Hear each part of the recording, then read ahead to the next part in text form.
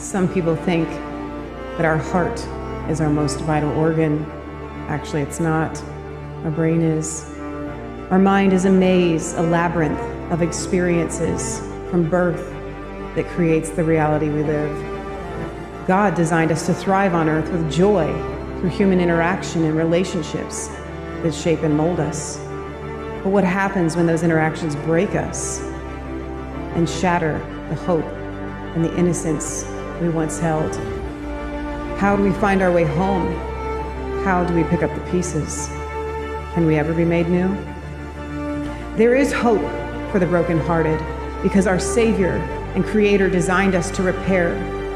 We just need to be shown the way. Join us on a journey as we learn how to take Jesus to our past, restore what was lost, and bring healing to the fractured soul.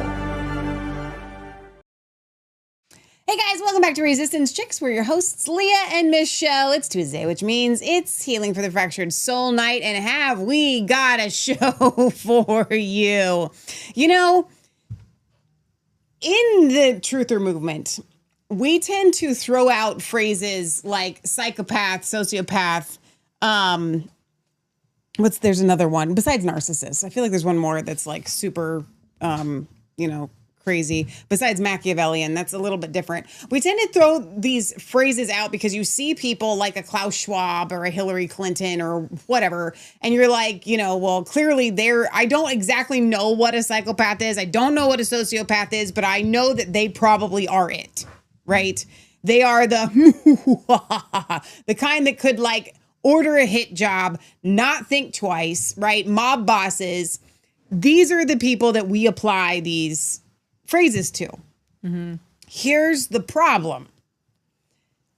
It's not so sociopaths and psychopaths are not limited to the big famous people that we know. Right, exactly. They walk amongst us. Yeah. They work in and out of society, and they look like fully functioning members of society. That's the whole point. My entire life as a kid, I didn't really understand what a psychopath was or a sociopath was. I just knew that like Jeffrey Dahmer would probably be put in the category. And usually it's the people that got caught that are in jail that we apply these things to. And so you think to yourself, well, of course they're not convincing because I can see it because they got convicted. And now Charles Manson is spending the rest of his life in jail and has the chair, right? But how do these people get all of these people to follow them? A lot of times, especially when you look at mass murderers, they are cult leaders. Not always, but like they can be because they're so convincing. So Leah sends us this video this week, yesterday. And I watched it and I was just so fascinating. And Leah's like, this is SK, like to the T. And I watched it and I was like, oh my gosh. The thing is that, Leah, if you don't mind me stealing a punchline or two here, because I think it's important for the intro for you guys to understand something. And Leah, you were telling me about this on our dog walk. They even convince their parole officers. They actually thrive. Like the harder the challenge, the more self-aware that you think that you are at your surrounding, at not being taken, at being able to see, the better of a person that you are, the more good old fashioned, you're just that kind of person, they get their biggest kick, thrive, high off of fooling you into making you think that they are something other than what they are. So they will convince the parole officer that they're reformed. They'll convince the pastor that they found Jesus, right? They love that. They thrive off of that. They get their biggest joy off of convincing other people that they are something better or different than, and they aren't anything really. All these people, they find themselves in positions where they're like, oh, like Leah's got a story from one of these ladies. Like this guy convinced this woman that he was a doctor, right? Completely convinced her. Yeah. And in addition to that, they also get their victims in so deep that even when the victim finds out that they've been lied to, they will defend them. They'll defend them. Yeah. And so I think that there's this gigantic misnomer that a psychopath and a sociopath walks around, and for the podcast listeners, forgive me, with this, like, these beady eyes, like, I'm just so crazy, like Jack Nicklaus, right? Like in all of the movies that he's ever played a psychopath in, right? Like, you know them, you see them, they're a psychopath, they're a sociopath, they walk around with a sign on their forehead going, I'm crazy, okay? There is a difference between crazy people that manifest as crazy in society and sociopaths and psychopaths. As a matter of fact, most sociopaths and psychopaths go through life without people really identifying that that's who they are, because they're that good. They are the master deceivers, the master deceivers. And so, you know, Lee and I had the privilege, and I will use that term, to do these episodes on SK this year. And the emails that we got, the responses in the hundreds and hundreds, like, you guys were like, thank you so much. I'm so glad to be awake to this, because you, like, once you can see it, we gave you a pattern, you recognize the pattern, and how it affected you. You're able to wake up, get out of the cult, leave. But then there are the people that couldn't. They're still there. They're still trapped. I got a message from somebody the other day, still trapped. Because they get you hook, line, and sinker, because you can't see it, because in order to see it, you have to admit that you were deceived. Yeah. And that is so hard for a lot of people to admit, because a lot of people walk in a lot of pride. And you shouldn't, not just because you shouldn't walk in pride, but they walk in a lot of pride that they know people. I mean, how many times have you said it? Have you heard other people say it? I am such a good judge of character. I can see right through people. And people, like, they really walk in that level of pride. I don't mind telling you, I've probably felt that way a lot of times. Unfortunately, no one, and I added this to Leah's description at the end, nobody is immune. Nobody is safe. And I put this, I said, no matter who you are, everyone is at risk. Pastors, parole officers, teachers, even therapists, even these people that actually know Machiavellianism, they know sociopathy, they know psychopathy, they know it all. They get it, or psychopathy, however you want to say it. They understand it, and they're still at risk. Okay, because these people are that good, and they would actually thrive on convincing a therapist or a psychologist or a psychiatrist that these people are not the classic. They're that cunning. And so we have to throw out this idea that we're going to be able to spot one. Now, tonight, we're going to give you tools to help you, but you have to come to the table like the rest of us have, going, you know what? I don't know everything. I don't know all of this. I need to know it. I need to be able to be aware. I need to be able to spot these things in people. Okay. Because here's the thing, and I'm going to toss this to Leah, because she does have a phenomenal show for us tonight. We want to try to end a little bit earlier than normal, so it won't be a 3-hour show like it has been. But when you hear these stories, and I think Leah's got some that she's going to play tonight, the person finds themselves in a too good to be true situation where they knew my soul. They knew, like, they shared the same likes, the same desires, the same dreams, the same past, the same passions. Like, I was meant to be with this person because we just connected on every level, right? Here's the problem. You know, that actually does exist. You can find somebody that you connect with on every level who shares a lot of the same dreams and a lot of the same pasts. And so there's that can be a real thing. Most of the time it's not, but it can be a real thing. But a lot of times it can be your big giant red flag to, I'm being played by a psychopath. Like, and so I don't want you guys to go into life jaded. Now, I'm not talking about like a first date. This can be your friends. These could be your boss. This could be anybody This could be your pastor. This could be the podcast that you listen to, like Bards FM. It's not Resistance Chicks, because Leah and I have enough presence of mind to regularly question whether we're insane. And we actually come to you guys and say, you know what? We know we're crazy. I tell that to people all the time. You know we cray. At least I admit it. I'm crazy. Okay? You're crazy too. That's why you're here. But my point is, you can be taken. You can be taken by these people. We all can be. And I would say every single person listening to the sound of my voice has been taken or convinced by a psychopath or a sociopath at some point in their life, because they walk amongst us in droves, way more than you think. Okay. And they thrive on what they do and convincing you that they're other than what they are, that they're larger than life. And so tonight we're going to dig into a lot of this stuff. And I love Leah's title here, When a Psychopath Comes Calling, because they target you. And especially if you're a really good person, if you're a kind person, if you're a caring person, if you're an empathetic person, and then also if you've got trauma in your past, because then they know that they can really identify you and they can play you because you have a hole in your heart.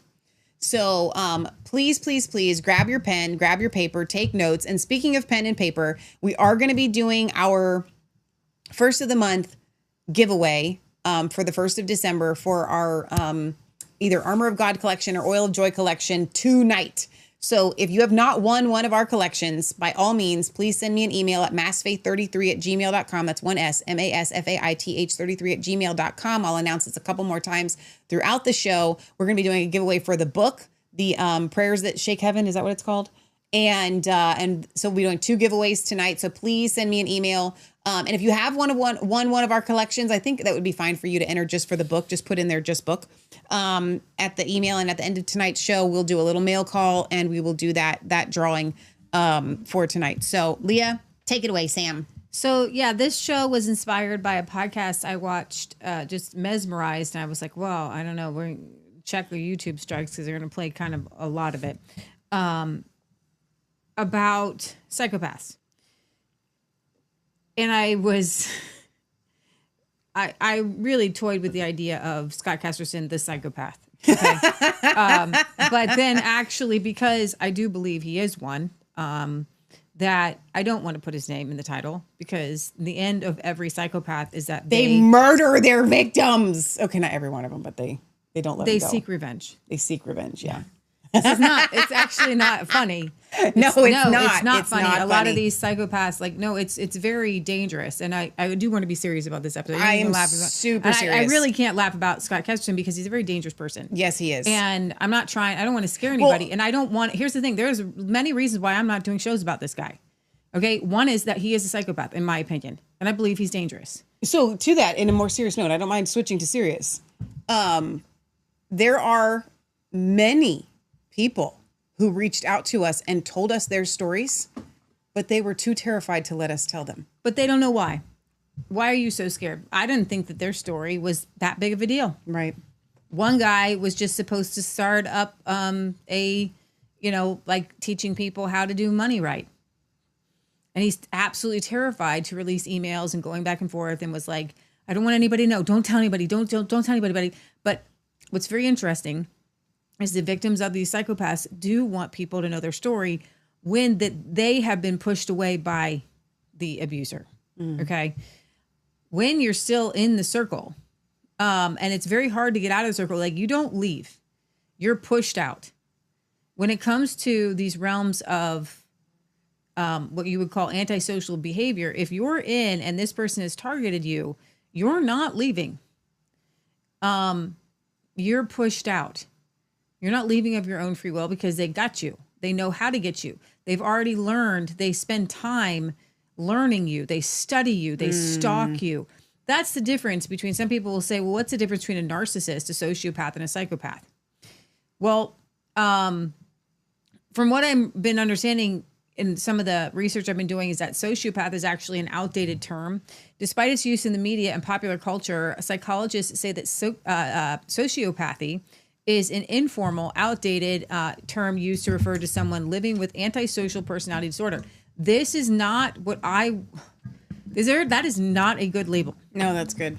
Because antisocial behavior, I'm thinking they don't go around people, that people can pick up that they're not a nice person. Right. There's a lot. So here's the thing.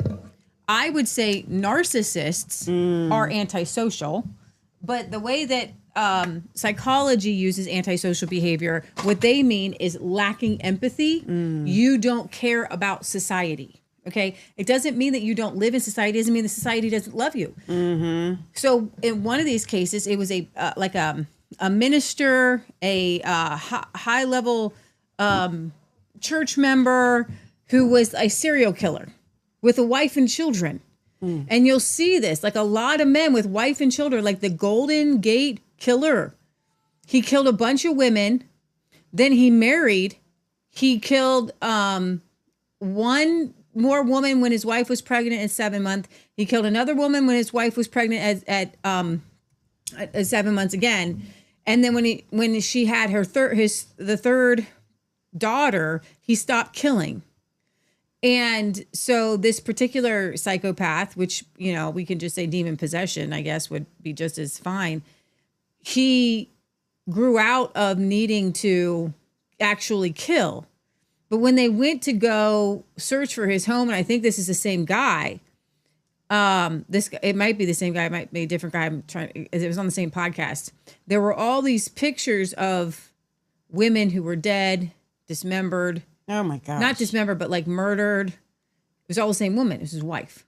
Oh! He got his wife to pose in these pictures because she felt that by going along with it, he could keep his fantasies, desires under control without killing people. Now, the 3 daughters of the Golden Gate Killer, when they found out that their father was a serial killer, they lost it.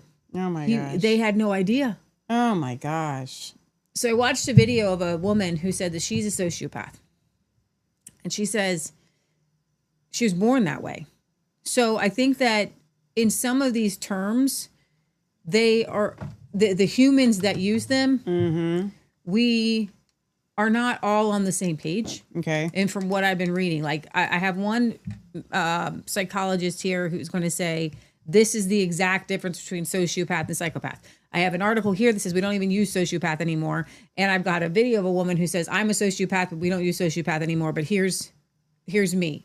And she said that when she was a child, and a lot of it is diagnosed as a child, she said she got really, really angry at a little girl in line at school. And she stabbed her with a pencil. And she said at that moment, she received a rush of euphoria. It felt so good. It felt good to hurt. Ugh. It felt good. Our uncle, not the one that lives with us, the other one, the bad one, is like that. Our uncle put poison ivy all over a young boy in the neighborhood, knowing that he was allergic, severely allergic to it, and tied him to a flagpole, and he had to go to the hospital. And he was euphoric about that. He did not feel remorse about that. I have an aunt who takes advantage, but feels no remorse. So some of this is actually, unfortunately, genetic, in that one psychologist I was listening to says you can see that a psychopath does not really have an amygdala, like has no feelings. They have to fake empathy. They have to, it's called fronting, where they see how other people act. They see how other people care. They see how other people cry. And so they do it. You know what I noticed? So if I may, and I know you got a whole show here, but like all this stuff about SK just keeps coming to my mind, right? How he could cry at the drop of a hat. Like he would get emotional and cry at like everything. It's like, no, it's too much. Tone it down. So what you'll see, like tone it down. You're crying too much. in some of these videos I watched, some of these serial killers, like there was this one killer who killed his wife and children, and he's in and I'll probably play this, in the interrogation room, and the woman is saying, you have not seen your daughters for 2 days. I have not seen you cry. Why are you not showing any emotion? She pressed him farther. She said, if I lost my child in the retail store, I would be losing it. You're not showing any emotion. And he starts to go like this. Well, I hope that they're found. So once you remind them, like Ted Bundy, it was the same thing. Somebody said, you're not showing any emotion. And he goes like this. Well, and so they start to show emotion when you say and you remind them, oh, I need to put on emotion. Okay. The rest of us, hopefully, have empathy. Okay. So I was listening to another podcast with the guy who found the Golden Gate killer. It was a cold case when he got to it in the early 90s, like 1994. And the last murder was in 86. And he started to investigate more. It turns out that this Golden Gate killer was on the police force of the town over from the murders that he was committing. And so it was, and he would do things very interestingly, like with his victims. You would think that when you're giving the police a police report, you're going to tell the police what the kidnapper, the murderer around you has said. And some of the victims would give these accounts. The thing of it is he would do things to throw everybody off. So one woman, he asked one woman, where's your husband? She said, in Dearborn. And he said, I think it was Dearborn, whatever, something like that. And he goes, oh, well, where's that? That was the town where he was a police officer. Oh, okay. So he was using that as to throw off. And he sent that he was from around there. Right. So these guys are cold and they're calculating and they blend in with society. Like the Golden Gate killer wasn't even found and convicted until 2018. That's crazy. His last murder was in 1986. And his kids, one daughter was an ER doctor. No. These were they're high functioning society people. See, and I guess that's what that really gets me about. So there, these three girls, had zero idea that their dad was a serial murderer that knew how to lie at the drop of a hat, knew how to manipulate, knew how to get into people's heads. So when people come to me and this hasn't happened really, it only happened a couple of times during the process, but like no, I really know him. I know him. He's a good person. SK. And I'm laughing, but not laughing. My heart's actually breaking because I'm like, no, you don't. And so if these three girls who grow up thinking that they have this dad that they love, and then they find out that 3 decades ago he was a serial murderer. And like if anybody should know someone, you would think it would be your 3 daughters. Mm-hmm. So I guess I'm not trying to again make you guys jaded and just say you can't ever trust yourself or trust the people in your life. Okay. But that's where the Holy Spirit comes in. Okay? Well, there are a lot of really good ways to kind of spot it. That's good. And one of them is very simple. They exalt themselves and present themselves as being better or having more skills than they actually possess. And so I would tell you, watch out for anyone that gives you their resume. Watch out for the people that tell you the amazing stories of their life. Like a verbal resume. Watch out for those people. I don't trust the people who go around saying, I'm awesome. I did this. So a psychopath has a highly elevated view of themselves. So do narcissists. And sometimes they're right. Like they talk about all the things that they've done and they do it and they really have. So they're just here's narcissistic the difference about it. A lot of times between a narcissist and a psychopath. A narcissist actually wants people's approval. Right. They want to go in and they want people to approve of them. Mm-hmm. Whereas a psychopath doesn't need your approval. Doesn't need it. They have a sense of themselves. They don't know who they are. But they don't need your approval, okay? They're cold and they're calculating. Whereas a lot of people are just not going to like a narcissist. So because you enter into a room and all they can do, they can't help themselves, is talk about themselves. I'm going to put almost every single Reawaken America Tour speaker in that category. They're not sociopaths. They're not psychopaths. They're narcissistic. And every time we interview them and they come on our show, and God bless their souls too, and many of them I love very much. We all have some narcissistic tendencies. And that was the lady said that, but some of them have it way bigger than others. So what I mean is these doctors and these people, they come up and they're like, I did this and I did this and I did this and I did this and I did this and I did this. And they say it, and they did. They did all those things. They really did. So there's a difference between that and then the, the psychopath who says they did all those things and they didn't. Right. Yeah. There is that difference for sure. Leah, I have big glaring names going in my head right now, which I will not say on the show. Leah knows what I'm Every talking compelling true crime story grapples with the fundamental question, why? When we encounter the chilling actions of a serial killer or calculated con artist, our minds quickly search for explanations, desperate to make sense of the incomprehensible. In media and popular culture, we also hear the terms psychopath and sociopath used in connection with serial criminals. Yet they're widely misunderstood, often used interchangeably to describe anyone lacking empathy or remorse. But the reality is far more complex. Understanding the different characteristics and patterns associated with psychopathy and sociopathy can provide valuable insight into the complexities of mental health, criminal psychology, and the key factors that shape human behavior. So what's the truth about psychopaths versus sociopaths? Are they born or are they made? And what makes identifying them so difficult? Despite its sociopath, what is a sociopath? Despite its use in the media and popular culture, psychologists say that sociopathy is an informal, outdated term used to refer to someone living with antisocial personality disorder. ASPD is an official diagnosis listed in the Diagnostic Statistical Manual of Mental Health Disorders. Now, listen, I'm going to tell you that I put these diagnoses, I hold them with an open hand because a lot of people cross over these things like borderline personality disorder, dissociative identity disorder. There's a lot of crossover, and so it muddies the water and makes things confusing.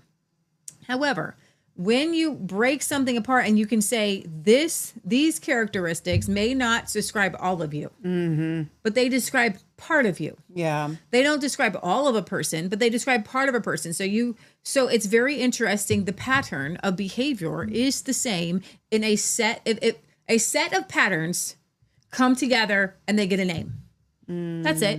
It's a set of patterns. And so we're going to put together a set of patterns because these patterns, when they come together like a puzzle, they all go together. So when you can see that A and B go together and then C and B go together, then A and C go together. And that helps us to kind of get good diagnoses, good understanding, so that maybe even we can help ourselves, we can help our family members. And because the treatment for some of these things is different. For a psychopath, the treatment is jail. Because there's not a lot to be done. For somebody with borderline personality disorder that's created when you're a child, that might be something I'm going to go over next week. That's actually very common and the easiest to treat. When you have a high emotional outburst and you have maybe some abandonment syndrome, fear of abandonment, you get really angry and then you feel really bad. So that borderline personality is way different because there's you're living as a normal life and then you're triggered and your emotions are very high.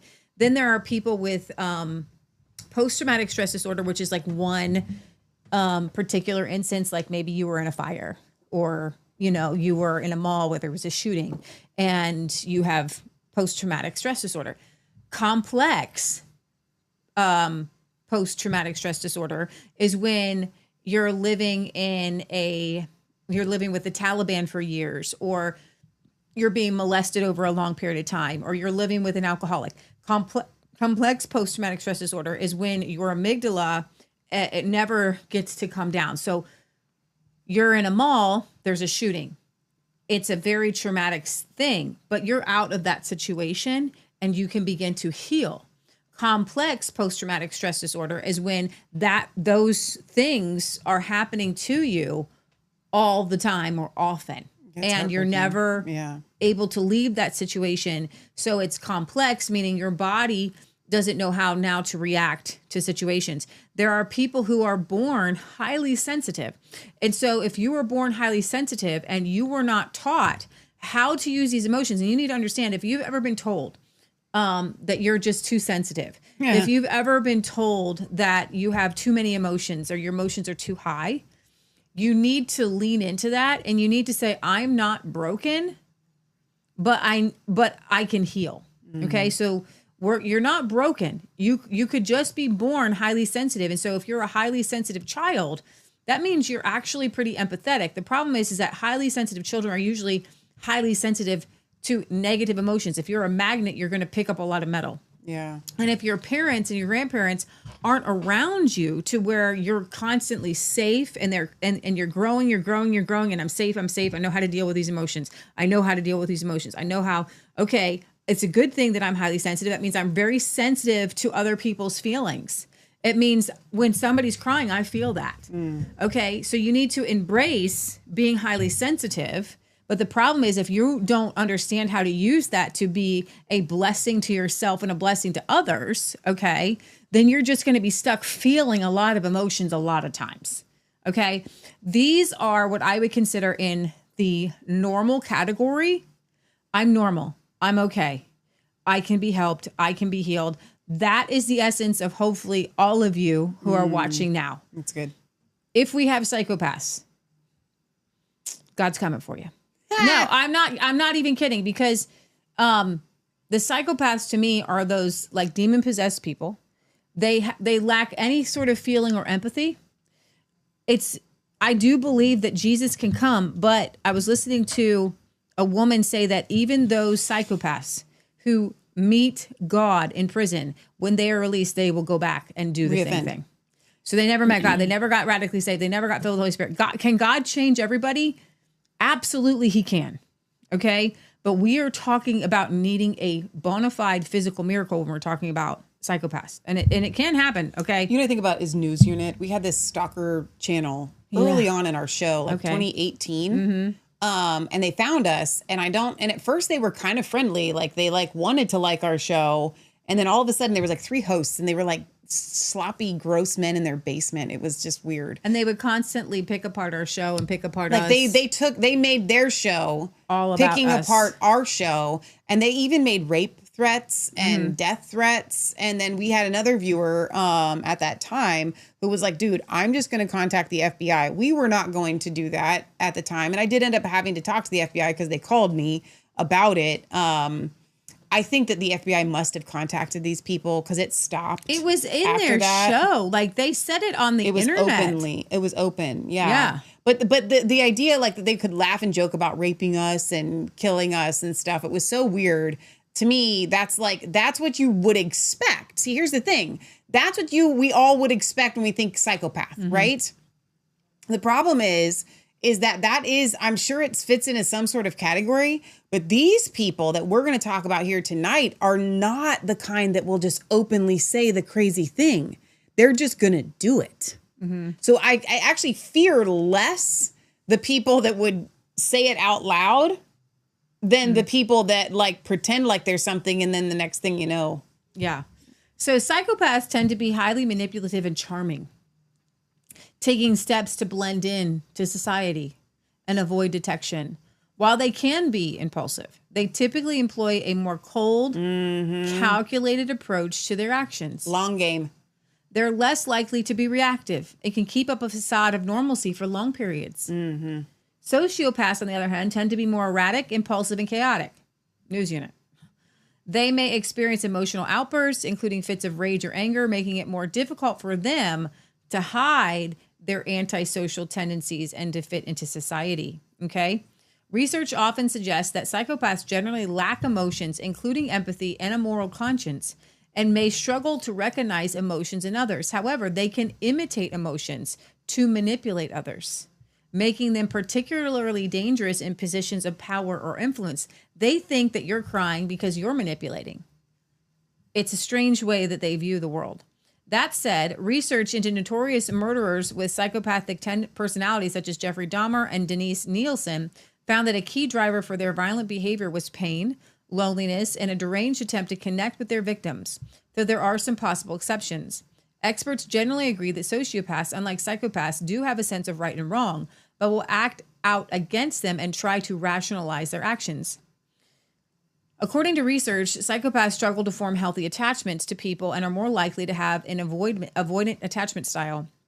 Ironically, psychopaths may find it easy to attract partners because of their charm and talent for manipulation and may feel the need to be loved. However, their inability to feel, to express, and to recognize a wide range of emotions, coupled with their drive for power, can make it difficult for them to form meaningful relationships. They may even be saddened by their behavior because they understand its role in isolating them from even others even more. The Golden Gate Bridge serial killer would often be seen crying, the victim said. They do get sad. They do get angry, but they don't have, and they can have a little bit of empathy. Like I guess I was listening to the one guy say, I'm going to bring him up in a minute, that, one of his victims said that, his gag was too tight, so he would loosen it. Like, they have a little bit of empathy. That's why he was able to raise 3 daughters. So they can turn it on and off. To me, that denotes a multiple personality that, came from somewhere. Unlike psychopaths, some sociopaths can form meaningful attachments with a particular individual or group, but these connections lack depth, can be difficult to maintain, and be restricted by their overfocus on their own needs. Mm-hmm. Are sociopaths or psychopaths born or made? It's still unclear. They don't know whether people are genetically predisposed to become sociopaths and psychopaths. Because sociopaths tend to have a conscience, their behavior is often strongly linked to environmental factors such as traumatic early experiences or head injuries. Research suggests that psychopathy, on the other hand, may in part actually be caused by genetics. For example, the parts of the brain responsible for regulating emotion and impulsiveness have been shown to be underdeveloped in some people with psychopathy. That said, evidence suggests that environmental factors actually may play a role. For example, being raised in a poor neighborhood. And I told Michelle, I heard a story of a Black woman who got on a bus, and she didn't have money to get on the bus, but she had 5 boxes of Popeye's chicken. And she asked the bus driver if she could get on the bus. She said, I don't have money for a ticket. And this guy on the bus is telling the story. And he says... The guy or the bus driver? There's a guy on the bus. Okay.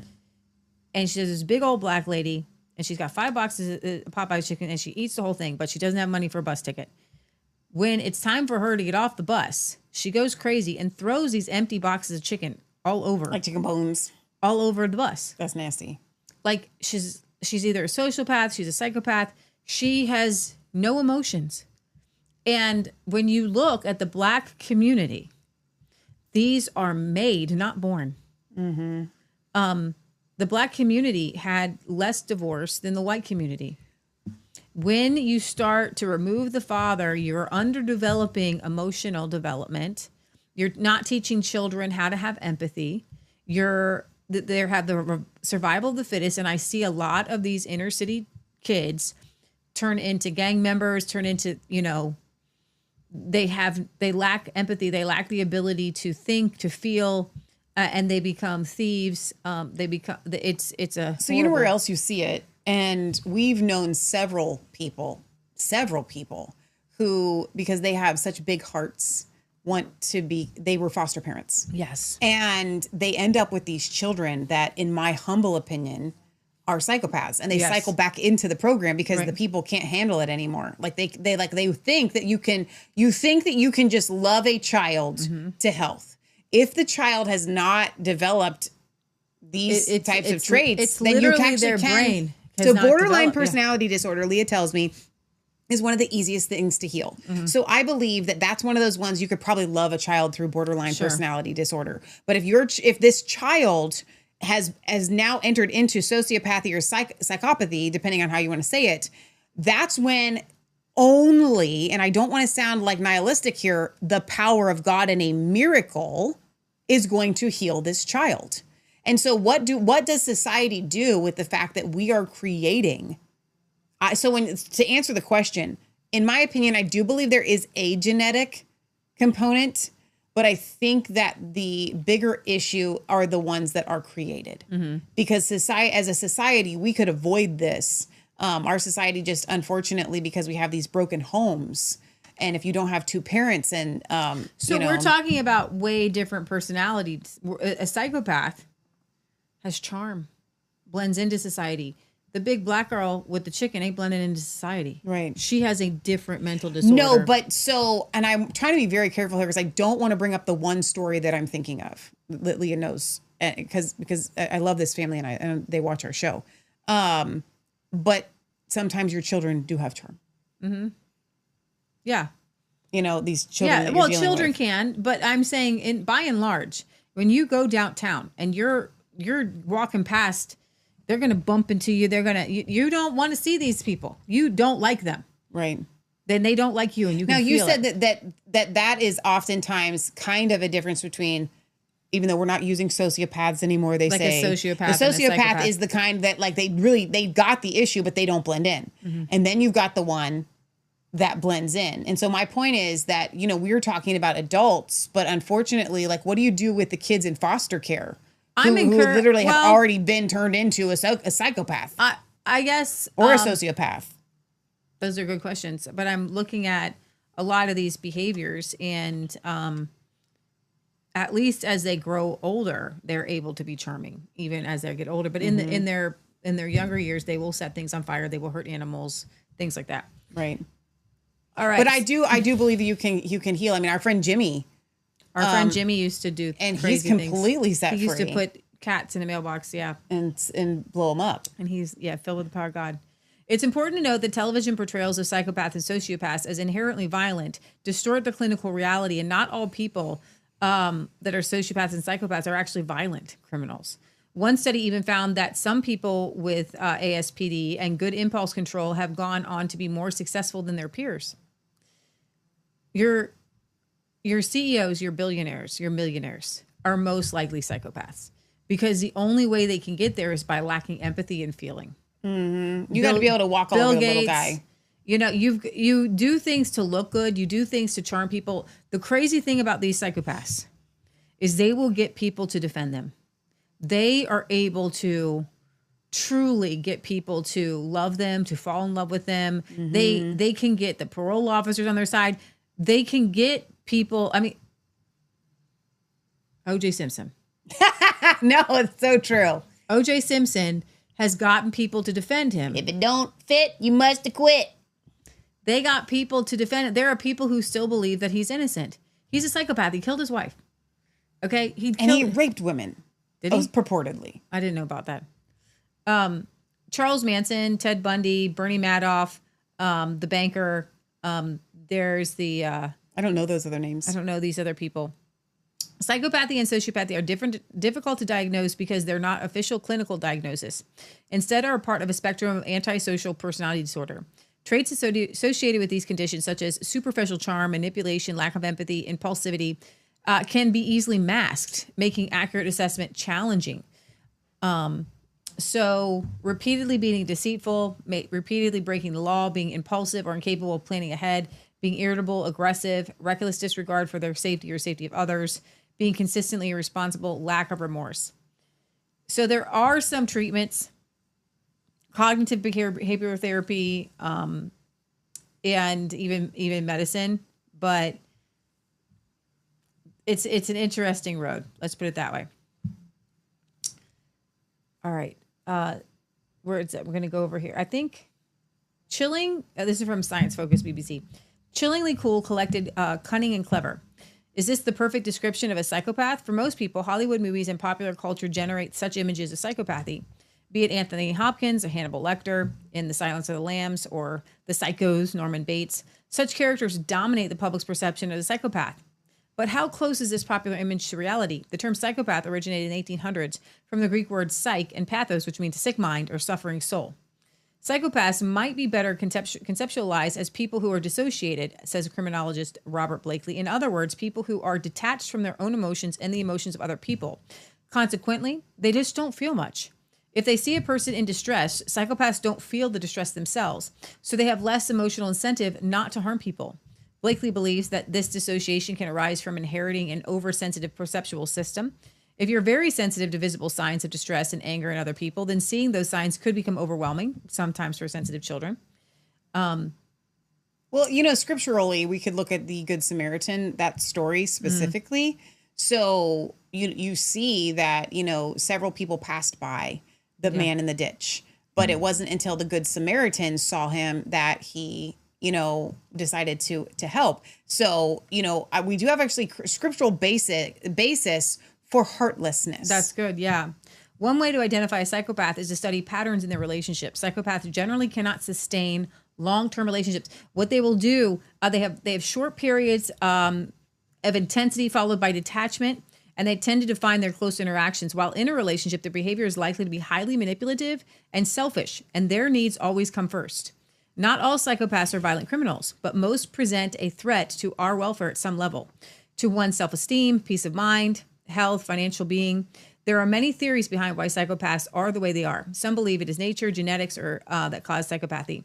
Other things it's related to environmental and factors. We're going to, on Resistance Chicks, throw in another thing. Yeah. And it's demonic. Yeah. It's demonic. I believe that you can't have any of this stuff without a demonic influence. Exactly.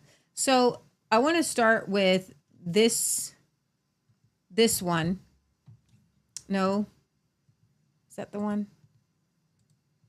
I think it is. Yeah, I think this is the one. Let me make sure it's the right title. It's the same. Go ahead, play it. Well, hang on, I don't have it up yet. I wasn't even thinking about getting your tabs up ahead of time. Oh, okay. I'm sorry. No, that's fine.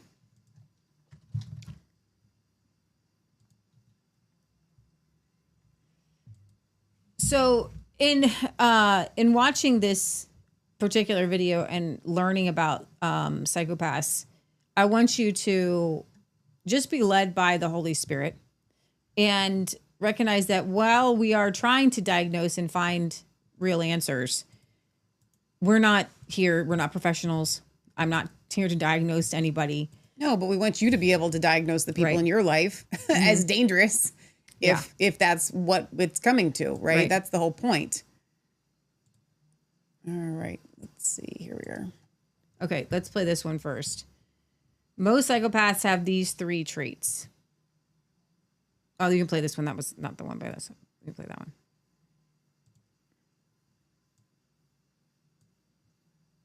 Do we need to refresh it?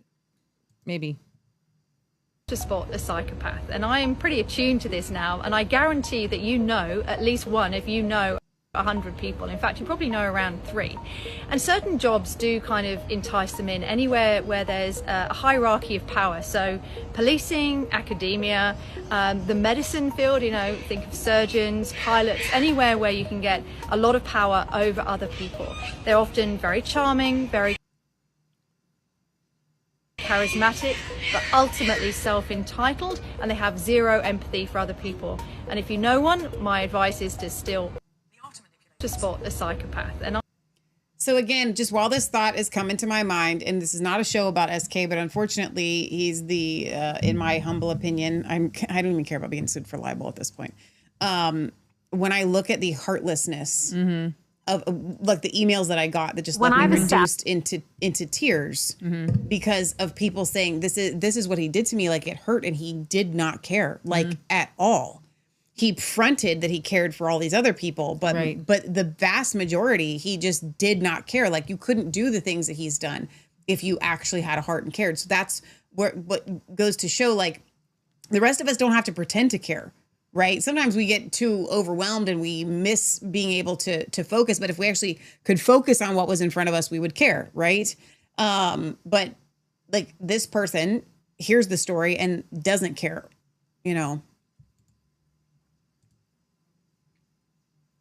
we're having some issues tonight. Let me refresh. Oh, of course we are. When I've assessed children, adolescents, and adults for psychopathy,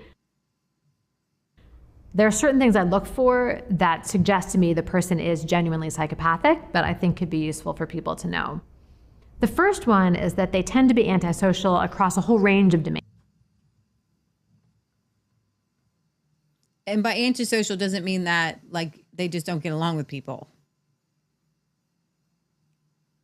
What she's gonna say, right? They've cheated on romantic partners.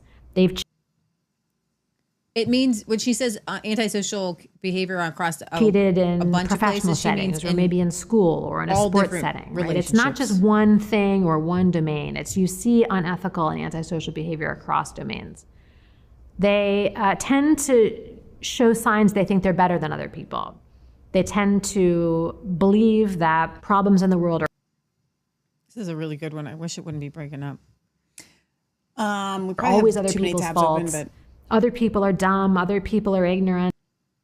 and I need you to have Other YouTube people up are so that we easily can be duped. monitoring. And finally, believing that everybody else is just like them underneath. So if somebody Either one. It's really frustrating. Do we need to drop a stream?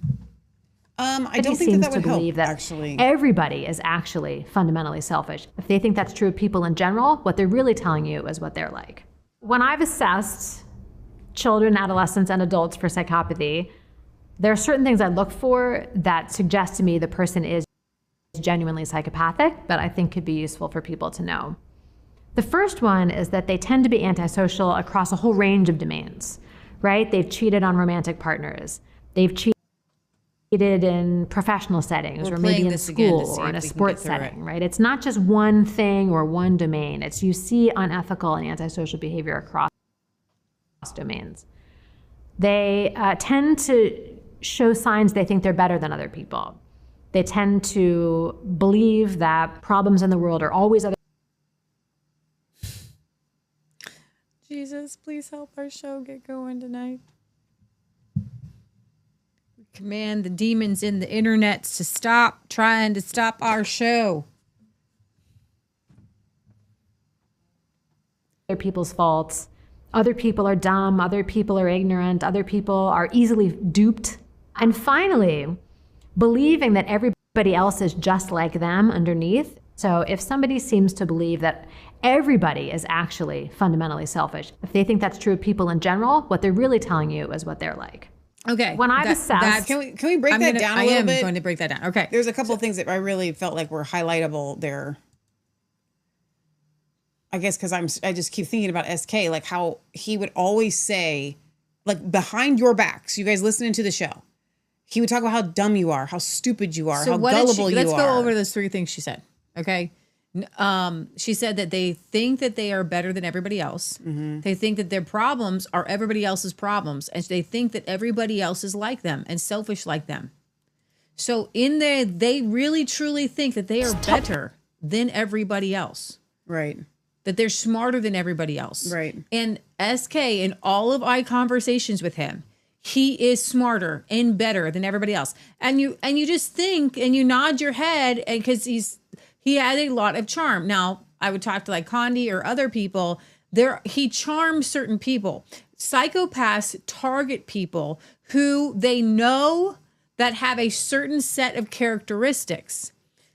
So in one case, we're going to hear about a psychopath targeted a woman who was a nurse because she has empathy and compassion. Psychopaths need people who are empathetic, who are compassionate, so that they can use that against them.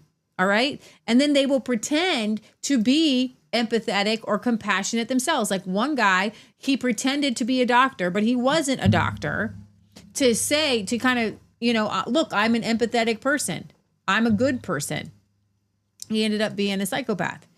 So in these, when you're dealing with people who are constantly elevating themselves in talk and speech and just kind of railing against everybody else, this person just needs to do this, and I have all the answers for this, and this person just needs to do this, and this person just needs to do this, and they're constantly looking at everybody around them and what they just need to do.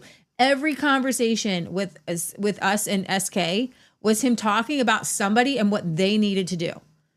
Pastor Anthony's just this, having affairs. He's a horrible person, blah, blah, blah, blah, blah. Brad, just so you know, he talks horribly about you behind your back. You're just this. He's angry at you. He's yelling at you. He's yelling about you. But at the same time, then he would also praise them too, which then is he so would weird. praise them. Yes. Like they're the greatest. They're this, but then they're this, right? But I'm better than them. They have to put them up on a pedestal in order to be good enough to be friends with. Right. So Katie was asking, who is SK? We're talking about Scott Kesterson of Bards FM. If you have not watched our series that we did earlier this year on that, I highly recommend it for anybody that even knows who he is. And even if you don't, it still gives you an eye-opening glimpse into how these people infiltrate Con artistry. Especially the mega movement too. There's a lot that have infiltrated the mega movement. Nick Fuentes is one. He's a complete psychopath. Mm-hmm. And how do these people, Andrew Tate, Now, sometimes you're able to spot them. Like you would think, see, here's the thing. We all think that we're going to be able to spot them like we can spot an Andrew Tate or we can spot a Nick Fuentes. And that's just not true. Like it's absolutely not true at all. I would say this though. I feel that in the realm of life, depending on how big of a psychopath they are, somebody's going to pick up on it. Because like with Andrew Tate, not a lot of people are picking up on it, but more and more people are picking up on it. Like with Nick Fuentes, some people, a handful of people are saying that he is crazy. This kid's weird. Right. Okay. He talks about like being 30 and wanting a 14-year-old wife. Like he's sick. He's sick in the head. He's violent. He's sick in the head. But Tucker Carlson just had him on his show. Right. So not being able to call somebody else as a psychopath, like there are people that I don't want to be around because I feel like they're dangerous. Other people just love them. Mm-hmm. Okay. I think Candace Owens is a little bit cuckoo. I'm not going to put her in either category, but like she will ruin you if you cross her. Yeah. There are different ways. Like in social media, there are ways to kill people. Right. And I believe that social media drives psychopaths to the forefront. And when you see a pile-on and a cancellation of somebody, I believe it is driven by a need to like murder. Murder a personality, something like that. Okay, so let's bring up the video. Not this one, the other one with this lady. This one. All right. I think it's this one. Mm-hmm. And see how fast we can get her because this is a long one. And you don't even realize you're doing it. When someone's being gaslit by an expert manipulator, they don't know which way is up. They will love bomb you. They will have a strategic campaign to win your heart. They seek to utterly dominate. If you see it, run. So Laura, as a criminal analyst who's trained under the New Scotland Yard and the FBI, you actually use a checklist that screens for psychopathy. And if they score over 30, then that proves that yes, they are a psychopath.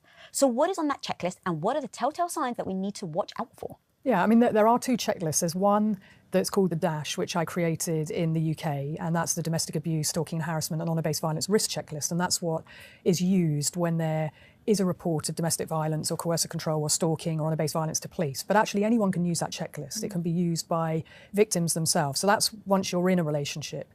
And that's what I use with victims all the time, present day. The other is called the Psychopathy Checklist, and that was developed by someone called Dr. Robert Hare.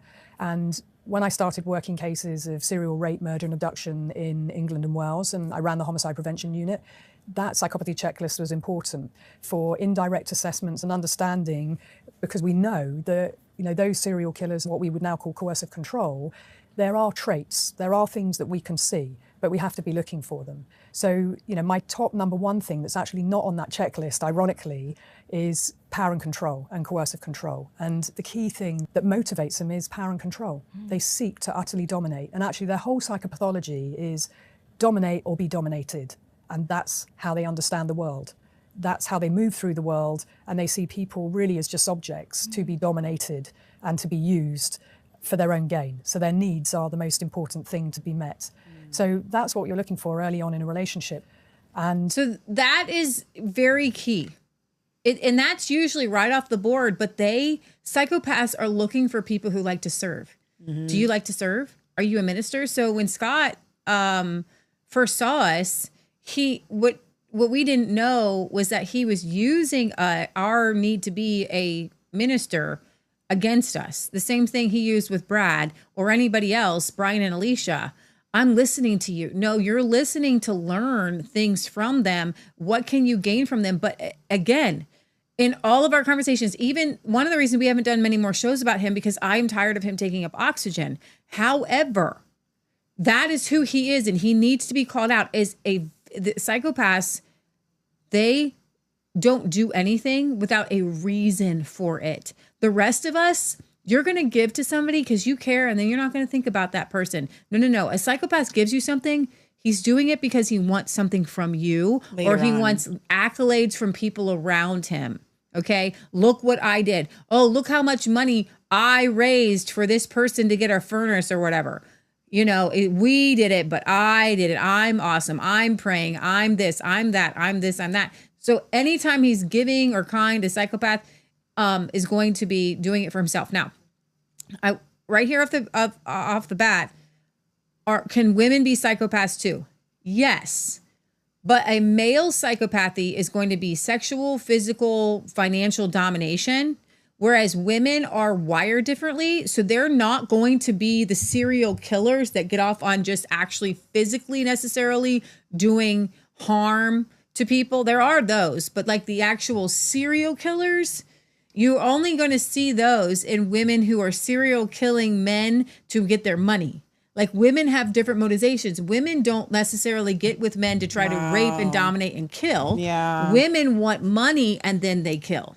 Okay. Wow. So that you do have, you have less women killers, but when you do, it's for different reasons. Well, while we were bringing up gender, I did hear this woman, and maybe we'll play this clip here tonight. I don't remember where it was at, but she said that when we're talking about narcissistic behavior, most people, when you think of a narcissist, you think of females. And she says that actually men far overrepresent in narcissism than women do. Yes. And psychopathy too. Very interestingly. It's that Jekyll and Hyde. You know, if you see it, run. Because they will come up with all sorts of reasons for why they did what they did. And often they break down into victim mode when challenged about it. And they will say things like, well, it's because I was abused as a child, or this happened to me.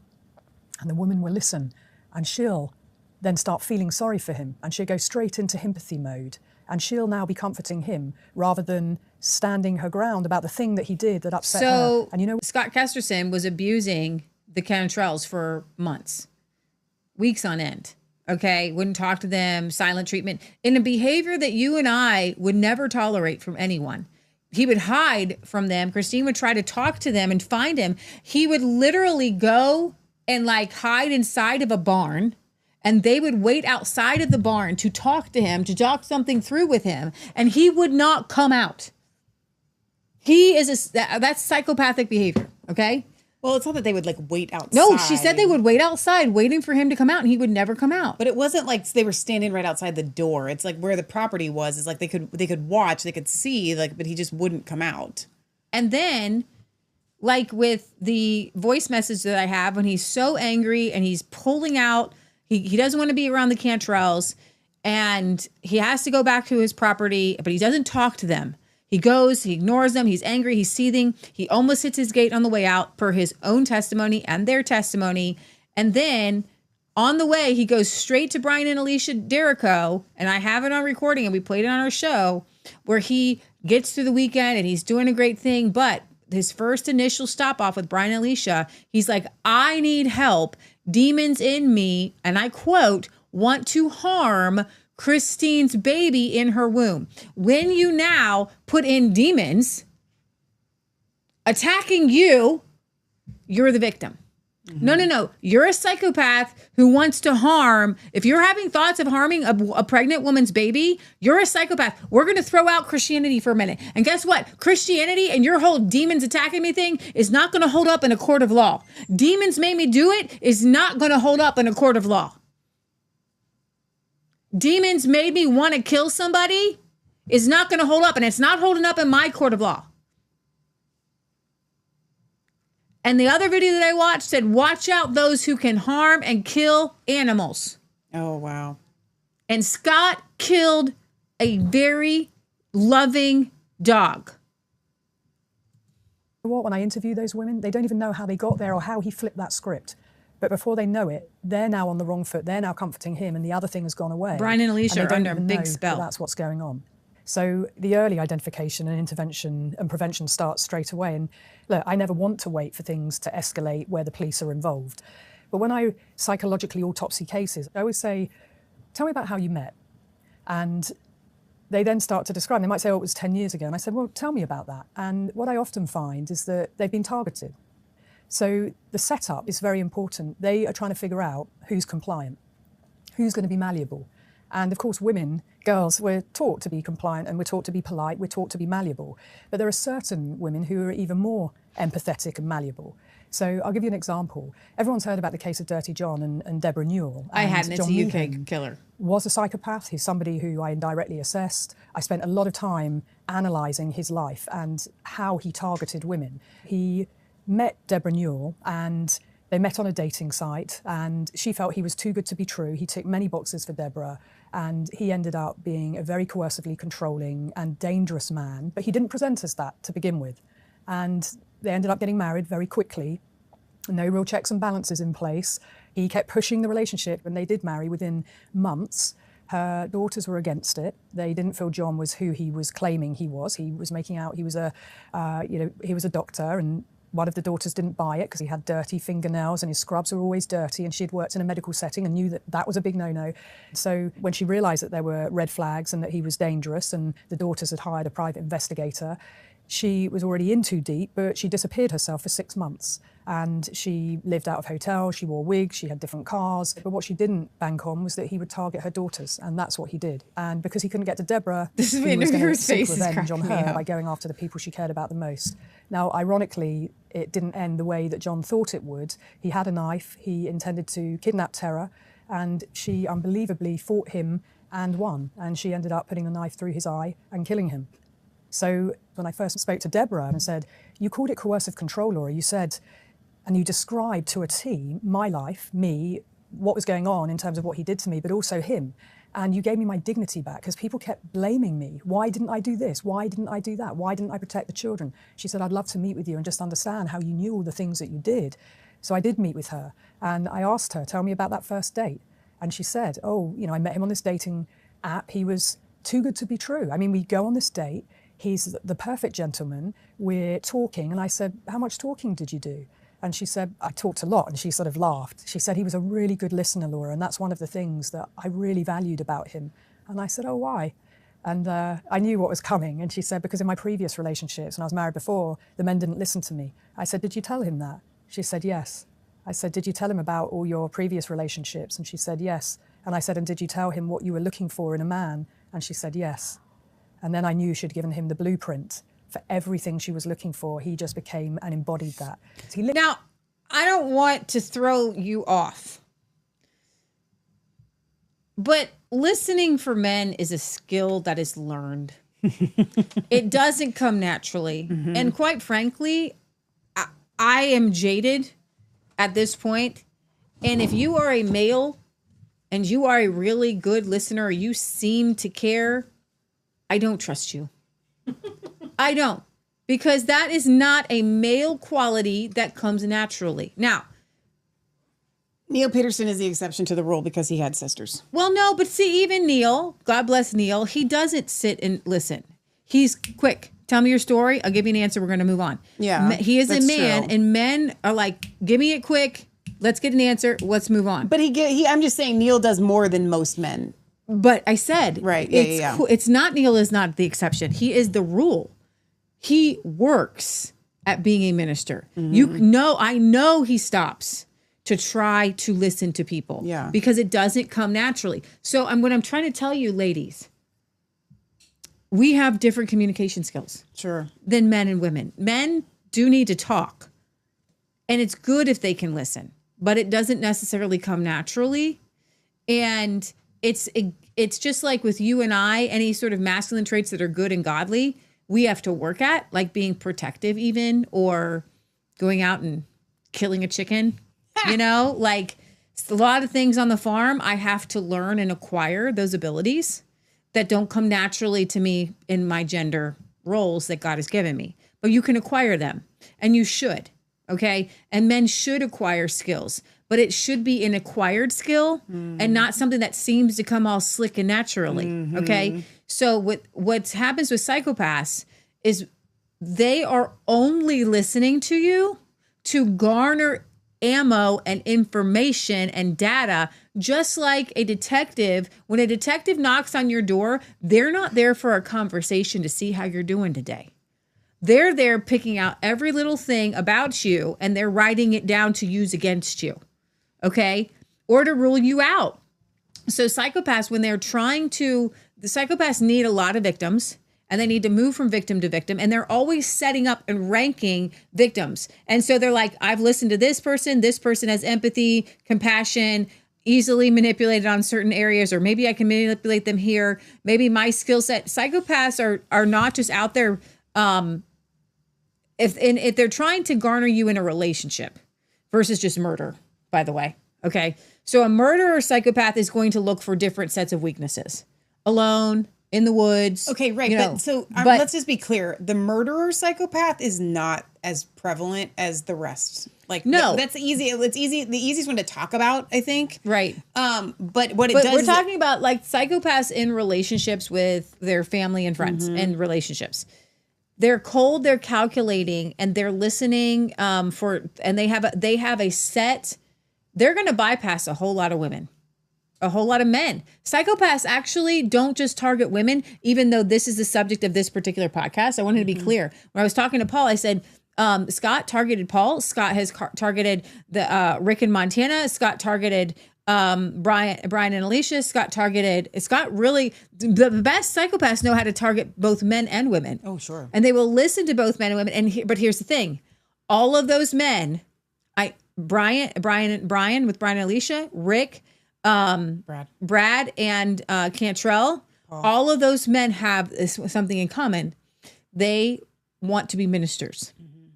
They want to be ministers of the gospel. Right. And so they feel like if they can bring a man under them to be a minister of the gospel, then they'll do that.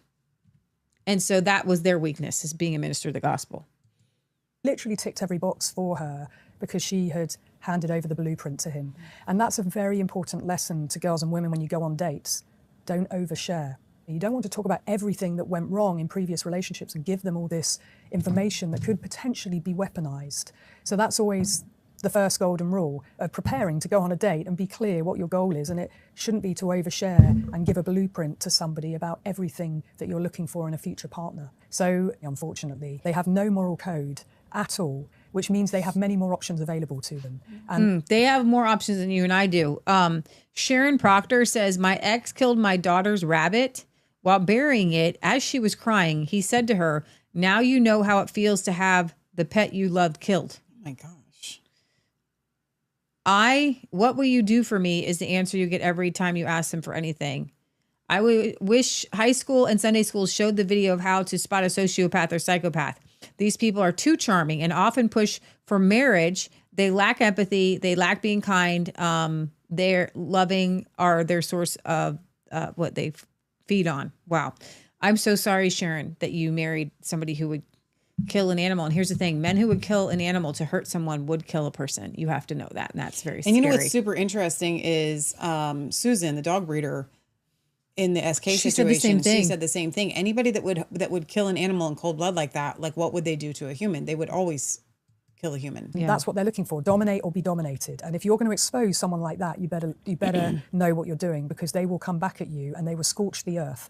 They won't just give you a ding, they will look to destroy you. And so once that changes. That's why we were careful to do our shows. That's why I'm careful. That's why his name is not in this show, this in the title.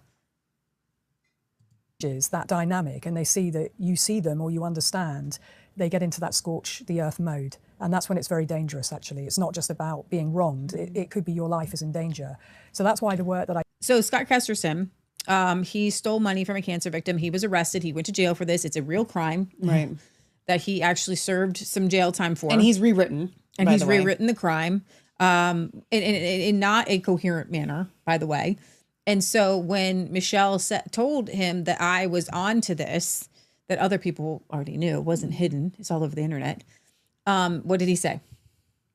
He said that if she, I don't remember the exact words, but if she makes a big deal about this, if she goes, and goes to talk about this, I will destroy her. I will ruin her. I'll ruin her. Yeah. And that's what that's a psychopath. Right. A psychopath says, if you expose my actual crime and the crime that I actually did that I lied about, I'll ruin you. Again, you're making yourself out to be the victim. I'm over here trying to save a bunch of people and get my sister out and get this family protected and get a whole bunch of people their money back. But I will ruin you, because right and wrong don't exist in the mind of a psychopath. It's whatever. Right. Morality for them, literally. And they do have a moral code. Is what is good for them is moral and right. And what is not good for them is evil and sinful and wrong. And so they feel that's their moral code. A moral justification. Sure. To go after people. And that's how they can kill people.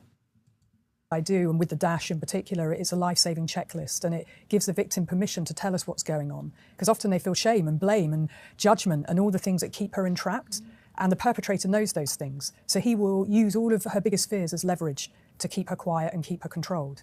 You know, psychopaths will stop at nothing and no one is off limits to them. They look for your biggest fears. They don't look for fear. Mm-hmm. They don't just try to make you afraid. Psychopaths learn your fears. Exactly. What makes you afraid? Because here's the thing. Psychopaths get you to open up and you feel like you're sharing. This is what really scares me. This is what really bothers me. And then they will use those fears, and especially if you try to leave, they use those against you. And people would think, oh, well, it's their child or it's their wife. No, if you're going to expose them, or if you're looking to exact your will or your autonomy, and they've been in control up until that point, that's when you can see a very different side to them. I'd love to actually go through some of them if you don't mind, because you live a very different life, I think, than a lot of us women. And so I bet you your spidey senses are like just hella strong now. But like for most of us, I'm just naive. And I hate to say that out loud, but I think I am. When I start going into your world and reading up of the things that you deal with and what the depths of the level that a psychopath or a sociopath or a narcissist will go to, you've seen the results of that. But really starting from your everyday woman that doesn't notice the small things. So let's go through a couple of the points that Dr. Hare developed on the checklist. So we've got superficial charm. How do you even spot superficial charm? Yeah, it's a hard one, right? And spidey senses, just to pick up on something you said, is so important, right? What our gut tells us. We have more brain cells in our gut, in our stomach, than a dog has in its head. Did you know that? We do, and that gut instinct is so important. We feel it here, first of all, when something's off. You feel it in your gut. Go with your gut, baby. Then the brain starts to rationalise what it is. Yeah. And then if you've got someone reinforcing and chiming with that rationalisation, we kick it off. And what I say to all women is never ignore your gut instinct. That's good. If you do, that's when you'll find a problem. And so always being in that moment of, if the hairs on your arms went up or the back of your neck, that's the early predator alert system. We all have it. And it's part of Darwinian survival. I have right? There are some two things people that I went to Rhema with that were both, in my opinion, on this scale. And again, when I met them, my spidey senses went up and said, and particularly a girl who I believe is a psychopath. Oh, 100%. And I hated her. I not hate, but like I disliked her because of the way she presented herself. Superficial charm, very charming, had to be the center of attention. And I didn't like her and I didn't want anything to do with her, but I rationalized it away. She lived in my apartment complex. I needed a ride one day. And then she suddenly became my best friend. It's that intense love bombing. You're amazing. You're this, you're that. Type, and then she turned out to be a psychopath and tried to pin she would talk madly about me to Michelle, talk about badly about Michelle to my mom, talk about badly about our mom to me, and she was trying to pin all three of us against each other on our trip to California with her. It was insane. She was a psycho. Well, and back to the love bombing phase, you know, there are some people that are just genuinely kind. I fall in that category, and I don't mean that like in an arrogant way. It's just I want to compliment you. I want to find the things that are going to make you feel good. I want to lift you up. That's my goal. That's a Christian thing. The problem is that psychopaths mimic Christianity. Exactly. They do it and they will say you're the greatest. Like they cannot stop talking about how wonderful you are. Mm-hmm. Again, I'm going to call out Pastor Neil. Even Pastor Brian's really good at this too. Like finding the things that are about you that they want to lift you up and they want to praise and they want to encourage, because that's what we're supposed to do with one another. But you know, I'm going to tell you this. That is a trait. Again, it's an exercise trait that you learn by being a Christian, wanting to be like Christ. And we know we're sacrificing a part of ourselves to do that. We know we're giving, like going to buy a gift for somebody. You know that you're giving something, okay? So, not expecting something in return. It's, again, let's go with the spidey sense.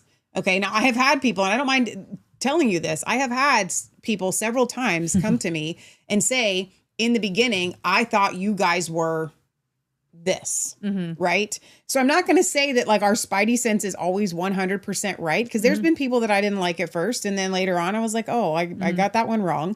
But most of the time, my spidey sense is right. So again, most of the time people say they don't think that we are love bombing. They think we're ditzy and lack depth. Yeah. You know. Right. Yeah, I would agree with that. I think we're pretty deep. see or we can't put our finger on, but we intuit it, we feel it, it's in the ether, it's part of someone's aura, it's how they come across, it might be a micro expression, it's something we pick up, we can't always rationalize it, but always believe what your gut's saying. You know, be curious, ask questions, and always trust your instincts. And when I was at New Scotland Yard, I read thousands of rape statements, and you know what, Lisa? In pretty much every case, the woman sensed danger before the rape happened. And she allowed her rationalization, you know, to minimize, to rationalize, I don't want to be rude, so, you know, I don't want to be make him feel uncomfortable, so I'm not going to do X or Y. And that was the moment when you're walking past a guy, feels uncomfortable. She could have acted, and you never get that moment back again. But I've interviewed so many victims, and they all say, if only I had, if they're aware of it, because they felt it and they intuited it first. And your gut, you know when you're in danger, and just get out of that situation immediately.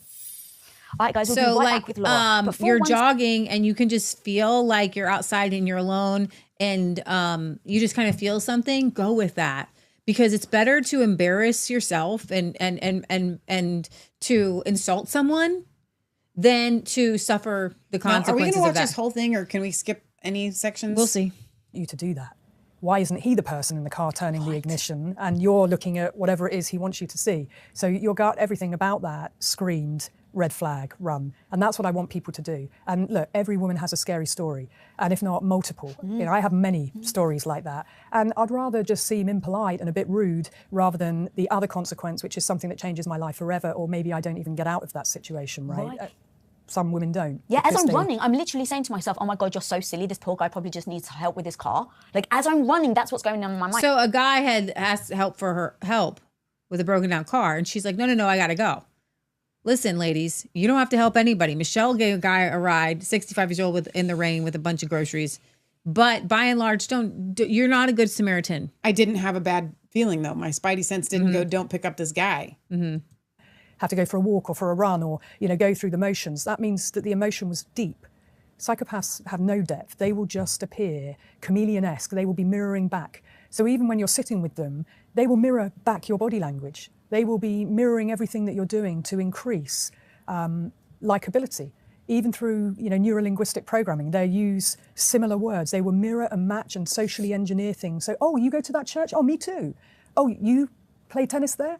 That's me too. You know, and you're thinking, oh, wow, this person's, they say we're meant to be, you see? And you end up saying, wow. Now, it's not always necessarily, oh, me too. What we ran into with SK was a complete life change, and his listeners saw it.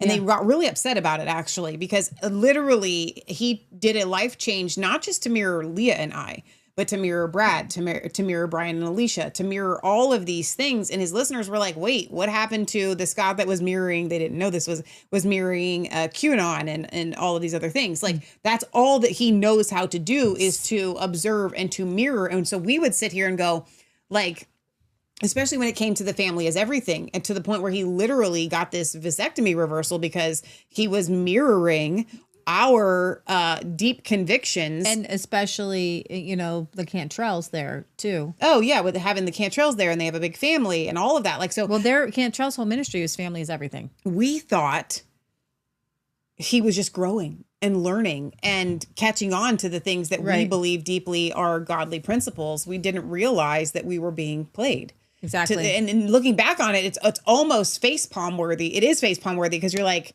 no, of course you wouldn't have that big of a turnaround. The big thing is he changes and this particular con that Scott would run is he is mirroring back to you in a change. Like, okay, you don't want me to curse, I'm not going to curse. Oh, you're into the Pilgrims, I'm going to be into the Pilgrims. You're into the Founding Fathers, I'll be into the Founding Fathers. You're into this, you know, he meets Brian and Alicia. Oh, you're into casting out demons, I'm going to be casting out demons. Yeah. We really are meant to. And then what that does for our psyche is the way that humans are built is we initially want to find people who are already like us. Right. If we don't find people who are already like us, then the next best is people who change to be like us, is almost a better high, because then you feel like you've done something good and you have educated somebody. Exactly. Unfortunately, once people are hooked in, you know, when people say, you know, rose-tinted glasses, when we fall in love, we tend to see those signs, but we negate them. We put them to the side. And why I say that is because I do think women see these things, but often we don't want to admit that we've seen it, and we would far rather concentrate on the benefit of the doubt So that's the other risk marker for me. If they're too good to be true, do your checks and balances. I think too many people go along with that whirlwind romance, and the psychopath, the coercive controller, will put it into a whirlwind. They will love bomb you. They will, have a strategic campaign to win your heart. Again, like with Scott, I hadn't been around somebody who knew how to compliment me in those encouraging ways that I would receive compliments in. Leah, you're good at blessing people. You're good at your shows. You're good at finding things, those kind of things. Like, he would find ways to love bomb and so here's the thing.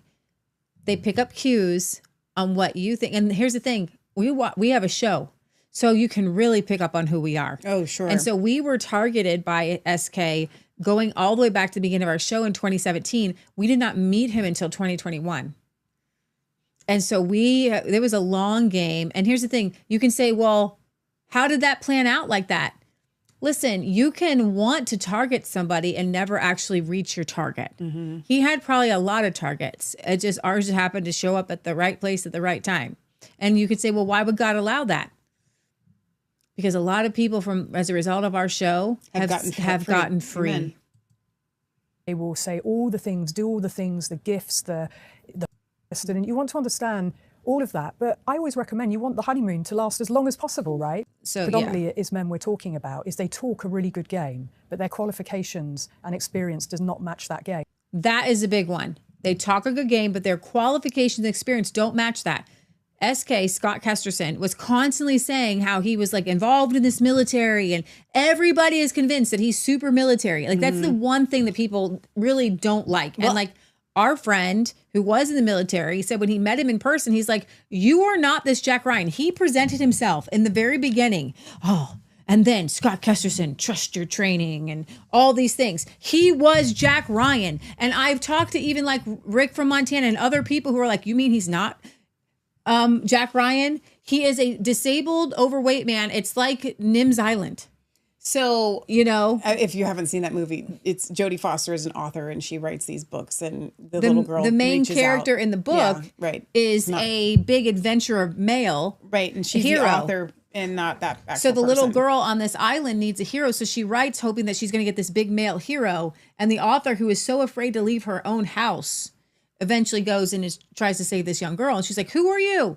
And that's the way these guys present themselves, as a doctor or a this or a that, or I have all this information, or I'm this super high secret CIA, blah, blah, blah, blah, blah, blah. Now, there's always a little bit of truth. So, but I want to emphasize an example. Near the end, I don't know, within the last few months, I really, I could see exactly who Scott was, but I was still under the spell that it was okay. That it was okay. I knew he was lying. I knew that he wasn't who he was portraying himself to be, because I could see it. I talked to him every single day throughout the day, all day long. You're not Jack Ryan. I know who you are. You're so mall he cop. goes on this radio program one day, and it was supposed to be a really big deal. So I'm listening to the radio program live, and the radio host guy, I know what it was. It was when he went to go do that Phyllis Schlafly Award? Yeah. So he went and he did an in-person, in-studio radio program, whatever, right? And so the radio host was like, he says something offhandedly like, I know you could probably kill me with one arm behind your back, or something like that. Like that level. Scott doesn't correct him. Scott doesn't say, no, I'm not really that guy. Okay. I just play that guy on TV. So afterwards, when I'm talking to him on the phone, I was like, no, you did so great. It was a really great program. And I laughed out loud when he said that, because these guys have no idea. I literally said this, because these guys have no idea that you're not that guy. Like, that you don't know how to kill somebody with your one arm tied behind your back. Right. So I'm laughing about it. Right. But it was well known for me. And I would even call Scott out about it. Just tell him these people, and I would talk to him about it. I would be like, Scott, you know that these people think that you are this. Right. And we would just joke about it. But I didn't realize at that time. Scott just played it off like they just let them believe what they believe. Right. If they're going to believe that, they're going to believe that. But I didn't realize at that time that Scott had garnered this, that he had built it. It was almost like this kind of well, that's what they believe about me, so there's nothing I can do about it. Right. But no. That's who he wants you to believe that he is. And he convinced hundreds of thousands of people that that's who he was. That's who he is. And you know what's interesting is that a lot of these guys that are that don't actually present as that. You see them go on these podcasts all the time, and then like I'll have watched them 3, 4, 5, 6 times, and then like, wait, you're like one of those guys? Like I never got that vibe from you because because that's just not those types of guys, the military guys that literally could kill you. They're hiding it. They don't want to put it on. No. They don't want I'm people not that to guy. know. I'm not that guy. Right. But I'm that guy. Right. So that was it was just super interesting. Like I even made fun of him for it. The more these military guys prop themselves up, the less I think of them. Exactly. But they are so confident that people just believe them. Scott was very and confident. that is a big in difference himself. between women and men, because women actually tend to, even if they have the skill set, they underestimate that level of skill set or what value they bring to the table. These guys really ramp it up. They are the best at this thing, whatever it might be. As I was changing the law on coercive control, there was a case of a woman called Vicky Cilliers who sadly plummeted from a plane. She had a parachute on. She was a parachute instructor. She had just had her second baby, and her husband encouraged her to do another jump. And her husband, for all intents and purposes, he looked like he ticked every box of being a pillar of the community when you see him in military dress and so on. Well, he encourages her to take this jump, which she does, but the parachute doesn't open, and nor does her reserve. It had been sabotaged, and she plummets 4,000 feet. And Lisa, whoever was looking out for her that day, it's incredible because she survived. What? She survived. 4,000 foot. I couldn't drop. believe it. How do you survive that? I mean, they all felt they were going to find her and need a body bag, right? But she was still alive, and they rushed her to hospital, and she survived. And when the chief instructor at Netheravon Airfield examined the parachute, I'm like, this is 1 in a billion of 2 chutes not opening. 1, you can understand, but your reserve. So he took the whole chute apart and saw it had been sabotaged, calls the police. The police suspect the husband, Emil Cilliers, who had encouraged her to do this jump, and they start to investigate him. But Victoria's having none of it. And what they find is when they look at his phones, he's been not just dating many other women, but seeing sex workers. His sole preoccupation is with sex. Not work, but sex. And he's not just cheated, he's run up financial debt. He's done so many terrible things, and they believe that he is responsible. And they find out from one of her friends who was a doctor who called them, who said their relationship is really problematic. I'm really worried. She's my best friend. I shouldn't be telling you this, but I'm so worried. I'm going to tell you what's going on in this relationship, which she does. And she said if Emil Cilliers was anywhere near that parachute before Victoria jumped, you have to look at him. And that's what they did. And they found out that he had taken the parachute into the toilet with their toddler and was in there for 5 minutes before her jump. So that when they speak to Victoria, she just couldn't believe it. But she said, well, I suppose I should probably tell you about the gas leak. Listen to this. And the officer said, what gas leak? So she then said, a week ago, the gas valve under the sink had been opened. And I text Emil. I said, did you touch the gas valve under the sink? He said, well, can you turn the stove on? Test it by turning the stove on. She didn't do that. Most of us would be like, were you joking? But that was the second follow-up, and that's when they decide, when she tells them that they're going to go and arrest him. And when they tell her they're going to arrest him, her world fell apart. She couldn't handle it, and she protested on his side. She defended him. Such was the coercive control and the manipulation. But Emil Cilliers, whenever he met women, he was the best at everything. And if you start to look at their history, you see that actually their experience, their qualifications, it doesn't match to the talk. But there's that kernel of truth, i.e., he was in the British Army, he was a sergeant, and there he is in his military dress with his shiny shoes, and you would never suspect that he was a psychopath.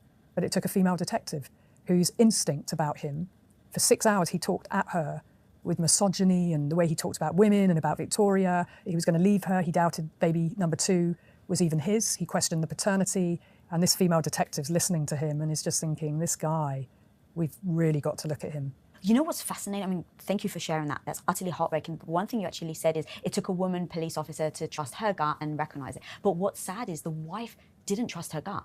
The fact that he turned on the gas and was like, oh, just switch it on to see if it works, that wasn't enough of a sign for her. Well, you see, I think it was. And Victoria I've always been very interested in, because when it went to trial, she sabotaged the trial. She said that she was the one who sabotaged her own parachute. So the question is, why would she do that, right, when there were 2 attempts on her life? So I was always very interested, and I always am, in victimology. And what it really talked to with Victoria is that the betrayal trauma was so great. She just could not accept that this man who she had this fairy tale wedding with, and she'd been married before, she wanted this happy ending, the betrayal trauma was so catastrophic, she couldn't deal with it. But she knew she knew deep down, because otherwise why would she say to the police, oh, I suppose I should tell you about the gas valve? She offered that up. Right, so you look for the clues in amongst things where when someone's been gaslit by an expert manipulator, they don't know which way is up. But their gut, they normally have a sense deep down. So when they say something like that and then they're angry with the police for pursuing it, they're telling you really that yes, they've been gaslit, they've been manipulated, but they cannot deal with that betrayal trauma. And often with victims, particularly of psychopaths and coercive controllers, they may well defend that person. And again, the reason being is because the love, the attachment, the emotional attachment and investment is so great. And they want the person to go back to who they were when they first met them. And they will say, I just want him to go back to who he was when I first met him, Laura. And I'll say, well, tell me about that. And they say, those first 6 months, Laura, they were incredible. And then they start to describe the too good to be true, the perfect. And they may have been with him. I had one lady who was with this guy for 10 years. And for the first 6 months, he was that. But for the rest of the time, he abused her in every way. And she really thought that that first 6 months, that was him versus the 9 years of his behaviour. Because there are good times too, as well, peppered in that 9 years, right? And the offender will leverage those things. So going back to Victoria Cilliers, she still even saw him after the first trial failed, because they did go to a second trial. She even went to go and see him. And he started doing the head work again, trying to manipulate, trying to get back in. And she was the one that really swayed the jury, because she's also an incredible woman. I mean, she's very smart, very well put together, smart, eloquent. You know, we're not talking about women who are naive or silly. So I wanted to, stop there and explain, like, this woman, he wanted to murder her several times, but she stayed with him because the trauma of the bonding that she had, the idea of losing that was so great that she actually went to trial and said that she sabotaged her own parachute. She lied for him. She knew she was lying for him because the pain was so great. She was so under that spell of this very hateful, hurtful psychopath. So how can we spot some of these? Let's get to these spotting warnings here. Me to jail, but can you just give me a day to just get my dog sorted out? Well, everyone loves animals, don't they? So she's like, okay, I'll give you 23 hours. Oh, hang on, we'll go back here. No one joined up all his serial offending behaviour until one female detective got involved. But he knew how to work the system. So even on one of the times after an assault, he turns up to court, female judge, and he says, oh, I've got dogs and I haven't sorted them out. So I understand you're going to send me to jail, but can you just give me a day to just get my dog sorted out? Well, everyone loves animals, don't they? So she's like, okay, I'll give you 23 hours. And that's what she gave him. And he's wreaked havoc in those 23 hours. So that was another serial killer who knew how to pull on the strings of a judge and said, listen, and lied, basically. So he had understood the system very well. He'd never served time, hard time, even though the short sentence that he had. On that occasion, he came out of prison, and that's when he met Deborah Newell. And the night afterwards, he was on a dating site, put a picture up of him wearing scrubs with a tan, and meets Deborah. They end up going on a date. Oh, can I come back to yours? And she says, yes. Wow. So the versatility that they're getting arrested, they're getting off, they're getting arrested, just is an indication that they have zero respect for the law or for anything that goes beyond what they care about and want. Correct. Yeah. And sometimes it might look quite small. With John, it was drugs. He was a drug addict, and he was using and he was stealing from the hospital.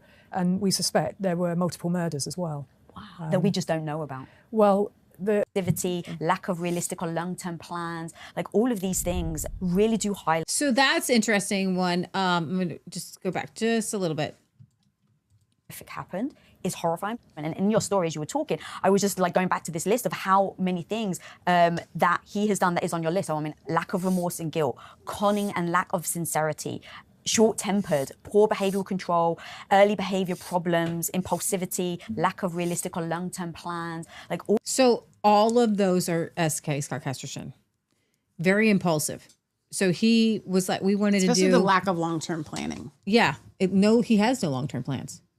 None. He pretends that he does, but it's always like an ex-con. Everything with him was impulsive. Yeah. And he had horrible follow-through. The rest of us had to try to get him to follow through with things. All of these things really do highlight, if we know what to look out for, then maybe we can start to protect ourselves. So apart from this list as well, you've spoken about many times in this talk about coercive control. From what I understand, and I'd love for you to explain more, it's the master manipulation that no one sees coming, that if you speak up about it, people just think, oh, you're going crazy. What are you talking about? That's part of the master of the trap.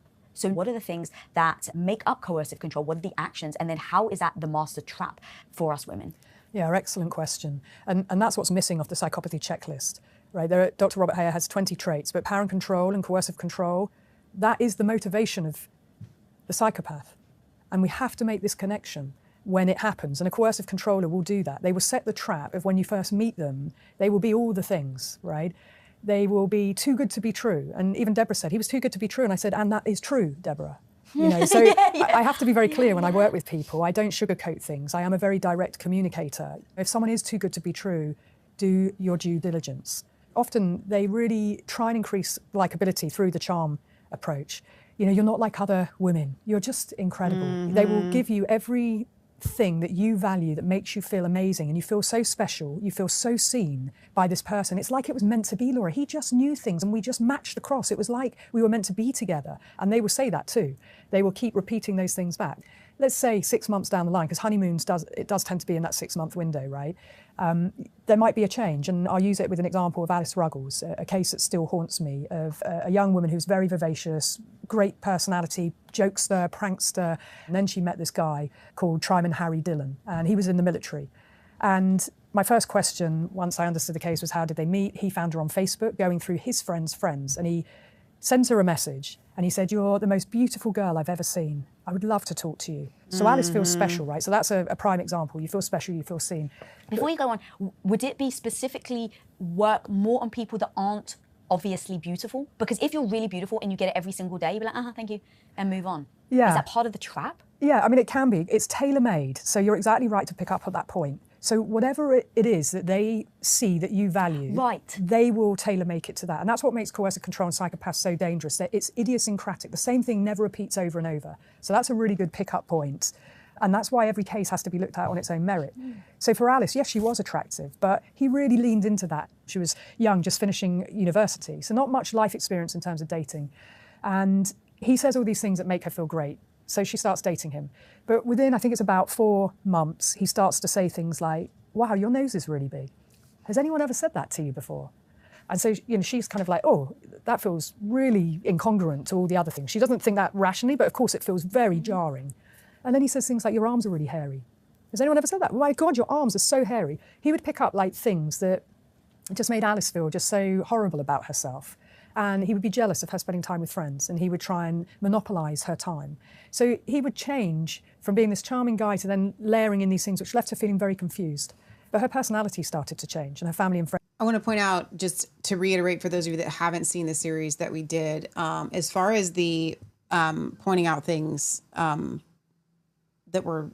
I only experienced that one time with SK, and it was somewhat near the end, the last like 2 or 3 months or something like that. And I don't remember what it was, but we were doing a video call and I got incredibly bubbly and a little bit childish or something. I don't remember what it was. I didn't like baby talk or anything like that, but it was like I was just super excited about something, and it was, I don't remember, it was a very vulnerable probably side of me. And Scott just stopped and he literally just said, "Don't ever act like that again. I don't like it." And I was like, it felt like a gut punch. Like so that you would think like, you know, who would ever like stick with somebody that said, it's not always in this, like your nose is too big or your arms are too hairy. Like those seems like, but still at the same time, they just seem like they might be like an observational thing, but it's still like really, really hurtful.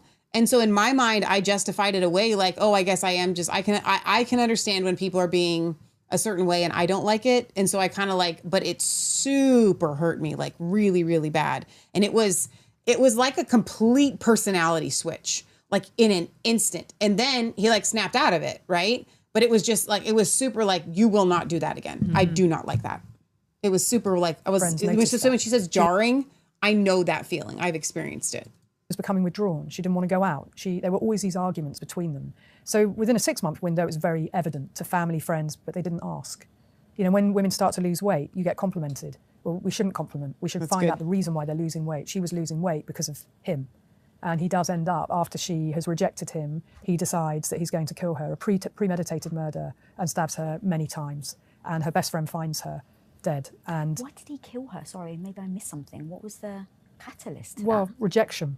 And rejection and revenge for the psychopath. Her You know, I faces. can do what I want. I can cheat on you, and they will. They will be very sexually promiscuous. They would do all of these things, but the double standard is you cannot do that, and you cannot reject them.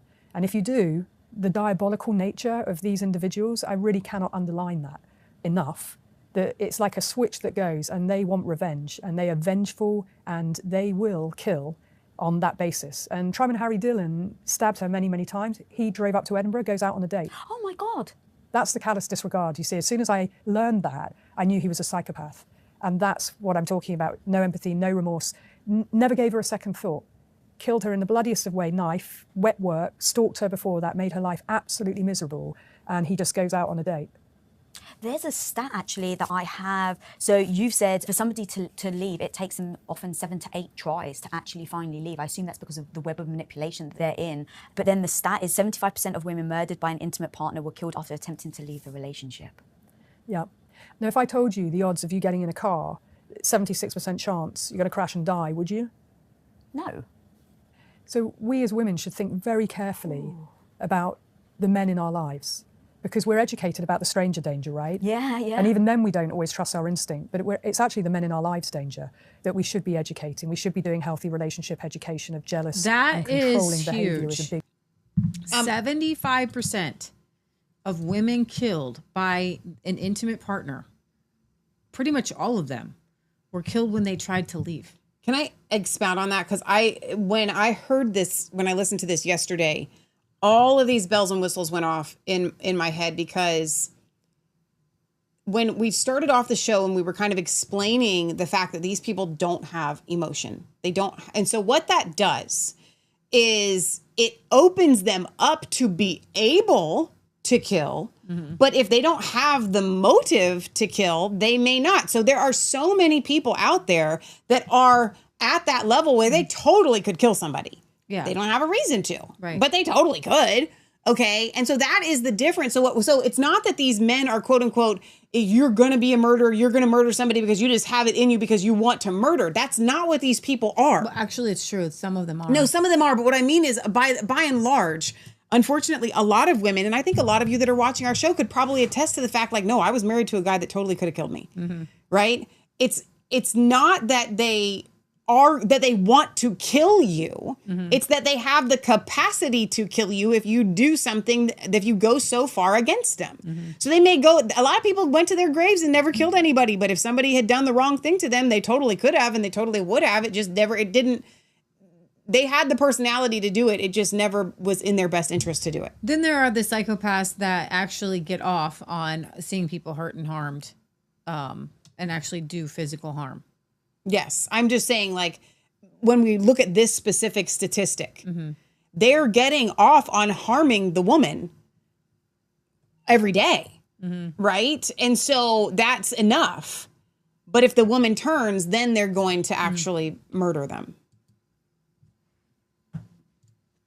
Big red flag. And, you know, we're talking when girls and boys start to date, which now happens, you know, early, 10, 11, 12, 13, 14, that's when we should be talking about this. Yeah. And giving boys the skills and letting both boys and girls know that jealousy and control is not love. And often young girls see it as love, and it's not. A healthy relationship and love is all about letting go. Like, right? If you love someone, you let them go. But this psychopathology is about making someone's world small and controlling every facet of their life. 1 in 2 stalkers act on that threat when they've had a relationship with the victim. 1 in 2.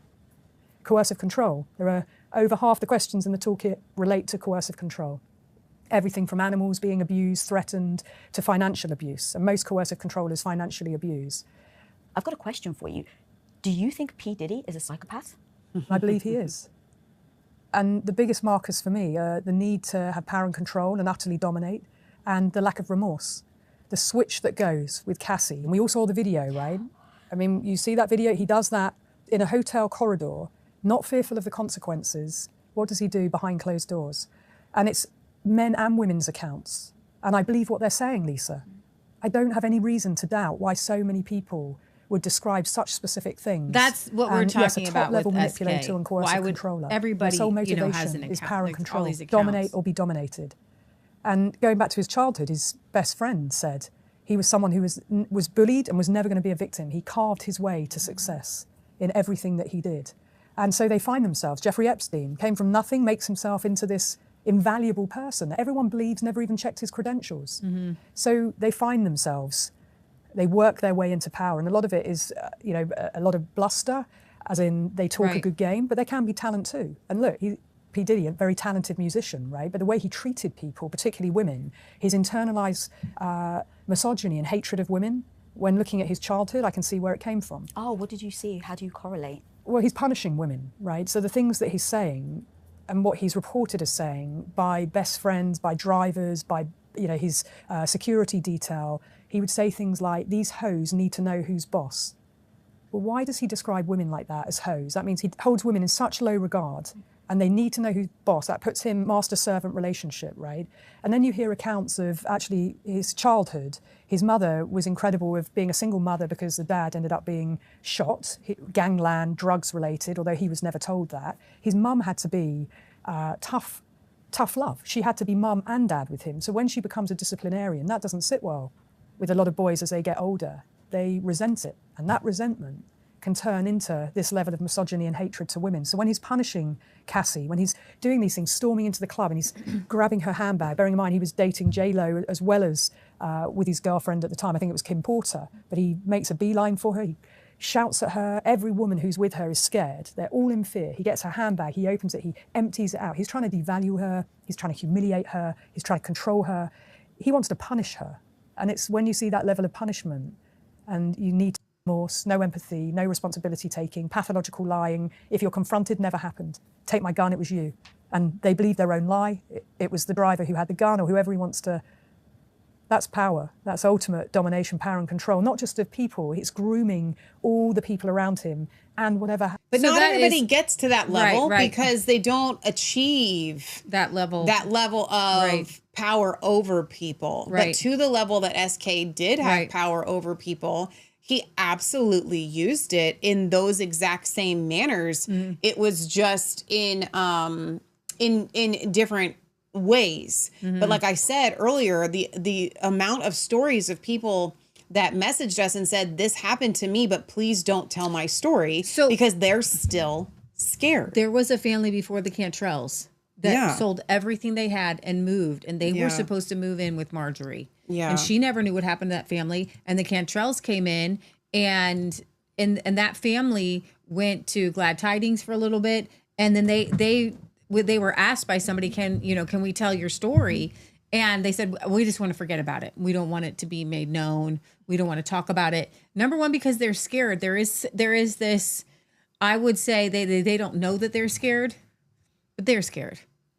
Otherwise, you would tell your story to stop him from doing that to another family, because he did do that to the Cantrells, and he is going to. These people can't stop. They're constantly looking for another con, another victim, another thing.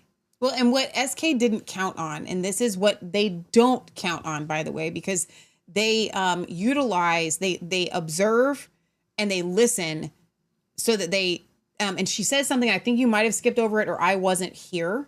But she says something about how the person that says there'll be, 8 no's and then a 9th yes or something like that, right? They look to see if that's you. And so when I told SK my story that I thought I was going through deliverance with him, he literally saw, I gave him the ammo that I am. She literally said, they're going to see if you are a 8 no's and a yeser.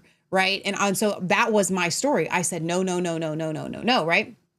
Until I caved. And so he knew it doesn't matter if she keeps saying no, I can finally get her to say yes. Right.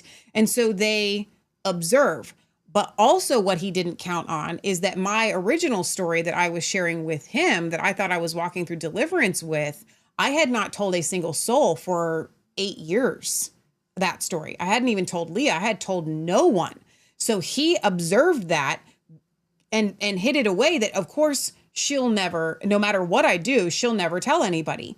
The good news is that the power of God takes everything that we're learning here tonight and flips it on its head.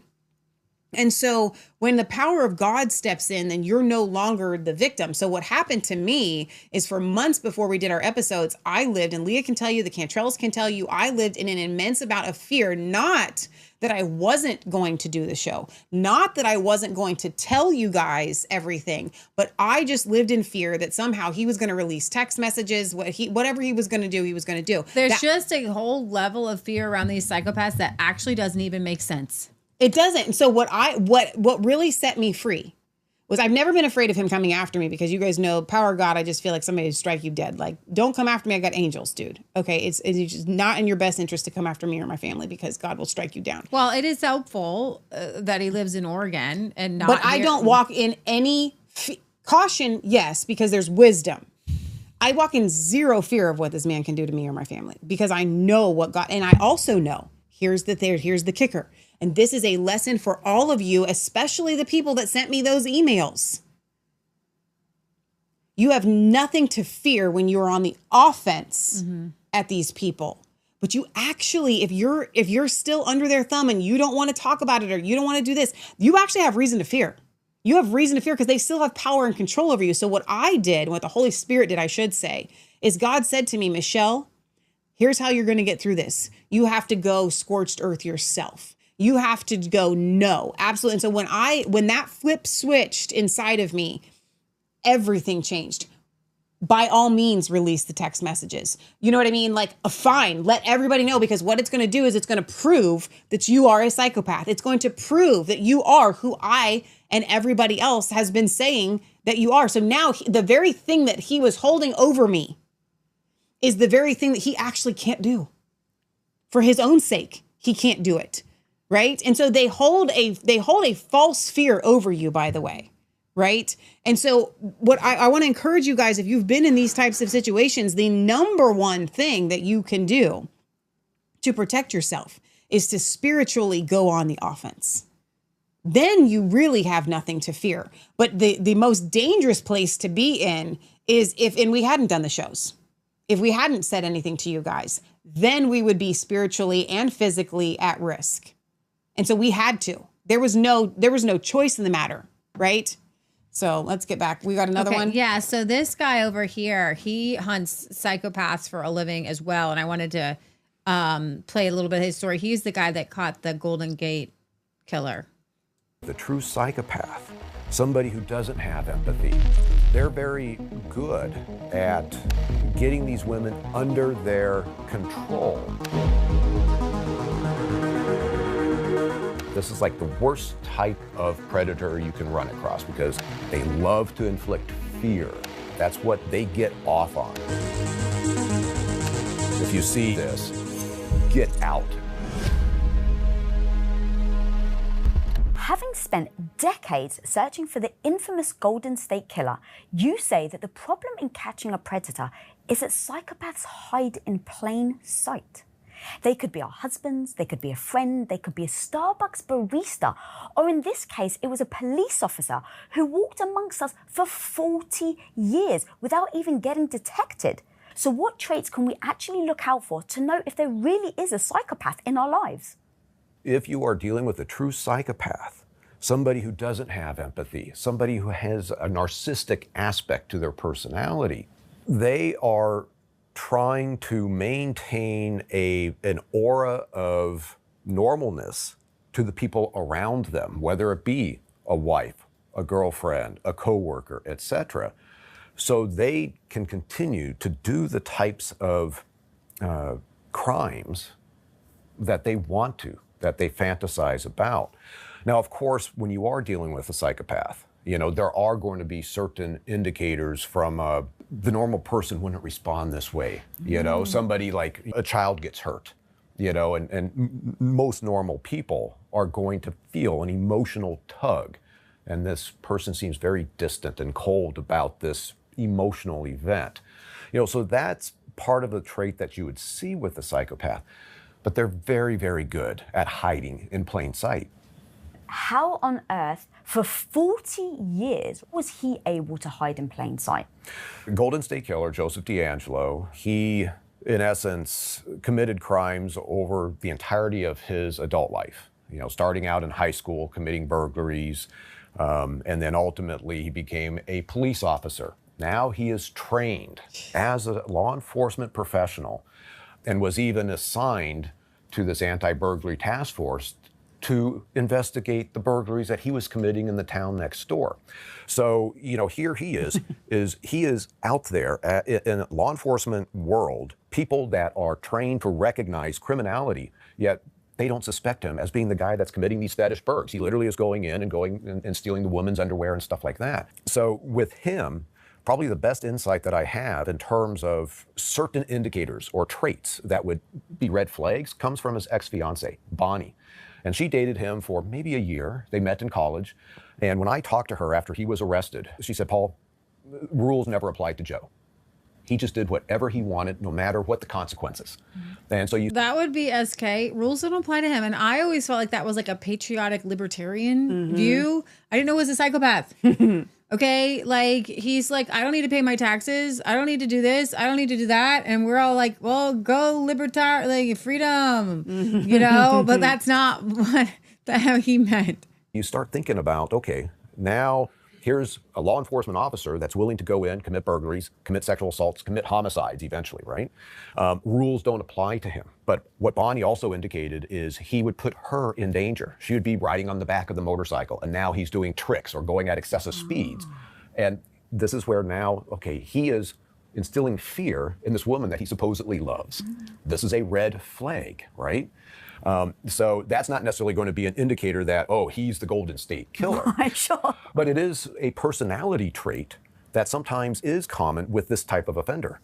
But the fact that he was a police officer, I mean, that type of disguise, when I think about people that hide in plain sight, it seems like that's actually even bigger of a leverage for him than even your average Joe, because the last person you're going to suspect is a cop, or usually like a doctor or a teacher. Right. Yeah, that professional. And in many ways, Joseph DeAngelo hid behind the badge. But it also speaks to his personality, is that he liked having authority. He liked power and control. And so that as a law enforcement officer, you do have authority over others, and you can express that. And of course, he took advantage of that. But his crimes were the same way. A component of what he got out of committing the types of crimes that he committed was having power and control. And this even extends to, with him, a unique aspect about his crimes is that many of his victims were couples. There's a man involved. And he's getting that man bound up and helpless on his own bed with dishes put on his back as an alarm system while he takes the wife out and rapes her out in the family room. He has now exhibited complete dominance over this male. So that was part of his psychological need in terms of committing the crime. Now, to a statement you said earlier is that he didn't consider consequences. Oh yeah, he did. He knew full well the crimes he was committing, that there would be consequences. That's why he's wearing gloves, to prevent latents behind. That's why he was wearing a mask, so people couldn't see him. So it's the inner compulsion that these offenders have, and it's driven. That compulsion is driven by a need to have power control, and they have sexualized violence. So that sexual compulsion that normal people have, they have that compulsion, but they have these violent behaviors that they need to do. And so the consequences are there, but he is avoiding leaving evidence or witnesses so he could satisfy that inner compulsion. And that's where, when we start talking predator, that predator is somebody that is fantasy driven and sexually motivated. And that's your serial rapist. That's your serial killer, just like DeAngelo. Wow, thank you for breaking that down. I actually have, in your book, you break down some common serial killer traits, and I'd love to go through each of them. So blended into society, which we've already spoken about. Did he become a cop as a disguise, or did he become a cop and then start the killings and the rapes and the murders and things? No, so with Joseph DeAngelo, he is committing burglaries in high school. Okay, and we know from a friend that committed burglaries with him. At one point, he killed a dog that came after him. And if you've ever heard of the serial killer triad, bedwetting, fire setting, animal torture. I put no stock in bedwetting. Fire setting, it depends on the context of why that person set the fire. Does that mean that they have predatory aspects? Maybe, maybe not. But when you have a teenage boy that's willing to kill or torture an animal, that's one step away from doing that to a human. That is the predictor, in my mind, that this kid is potentially going to be a problem in society. So here we have DeAngelo, high school year, killing a dog. And then it appears he goes into the Navy. We don't know anything about what kinds of crimes he possibly committed while he was in the military. But then he gets out and he's studying criminal justice. And this goes to his need for that authority, right?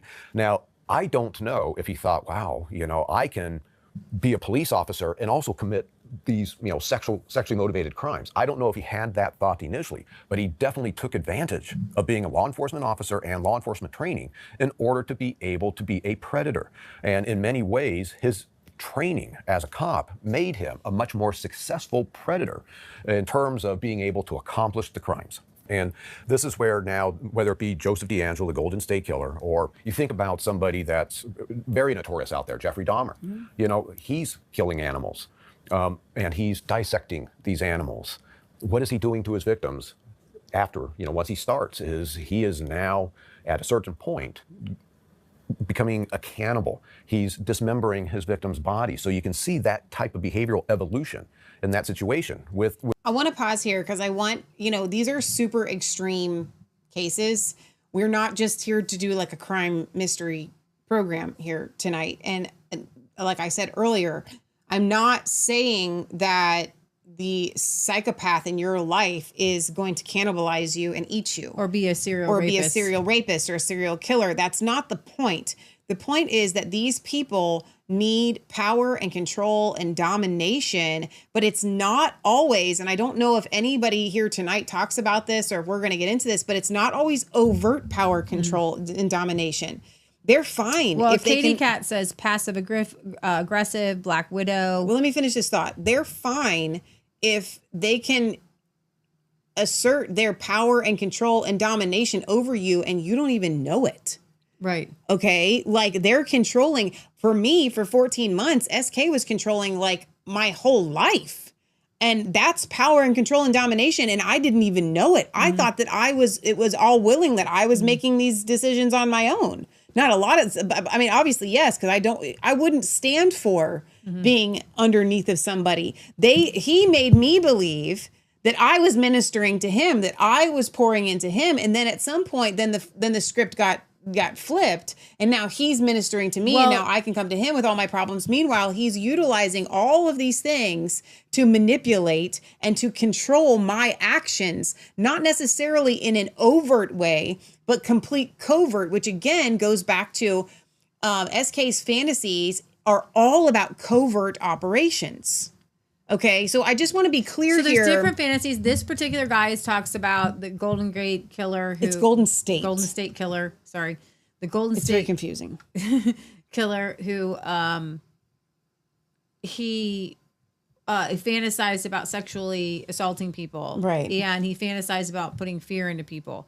Psychopaths have different goals or fantasies. And Scott's was all about psychological warfare. Mm-hmm. And literally we showcase this in the 6 episodes.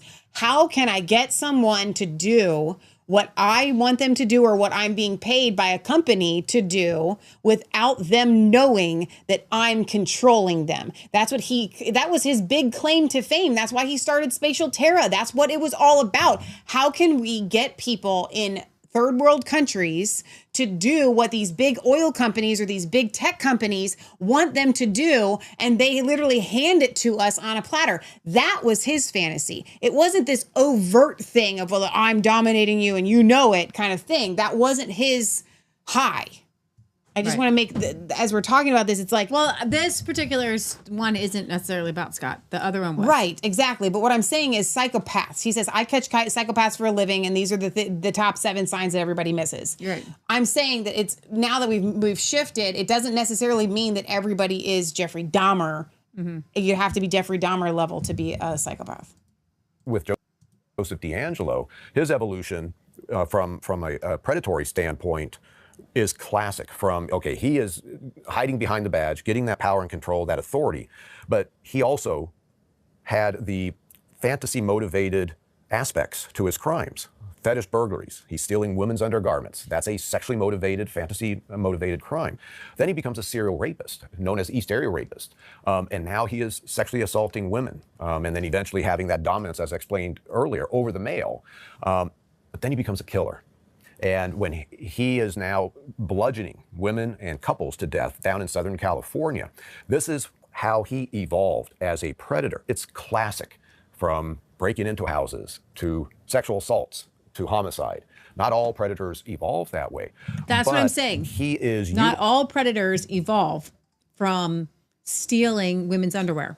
Scott's at the stealing people's money stage. It's a psychopath. Doesn't mean that but he's also at a stage of ruining people's lives and harming people. Okay, in other ways. Okay, so he's talking about what is Scott's fetish? Scott's fetish is raising money for something else and taking it. That's his fetish. It's something that he gets off on, something that he enjoys doing. He enjoys using a real victim or a real need, raising money for it, seeing if he can get people to go along with it, and then taking the money and not feeling badly about it. And we know that he did this multiple times, okay? We know that he actually was arrested in Montana and extradited to Colorado because he started Spatial Terra. He started a literal nonprofit, Spatial Terra nonprofit, okay? And then he put his friend Kelly De La Torre, in the GoFundMe. It wasn't a GoFundMe. It was his own nonprofit, okay? And he told her friends and family, because she was dying of cancer, that he was going to raise money in his fund for her so that when she died, it would go to her family. But the way he justified it is that it wasn't just a fund for Kelly De La Torre. It was a fund that was going to help all sorts of people. But it was going to go through Spatial Terra. But the real recipient was Scott. Right. And so 80 people. I don't know if I have 80 friends who would give, but that's a lot of people. 80 friends and family of Kelly De La Torres gave to this fund, and it was over $10,000 in 2014. So let's double that. Okay. And the husband never saw the money.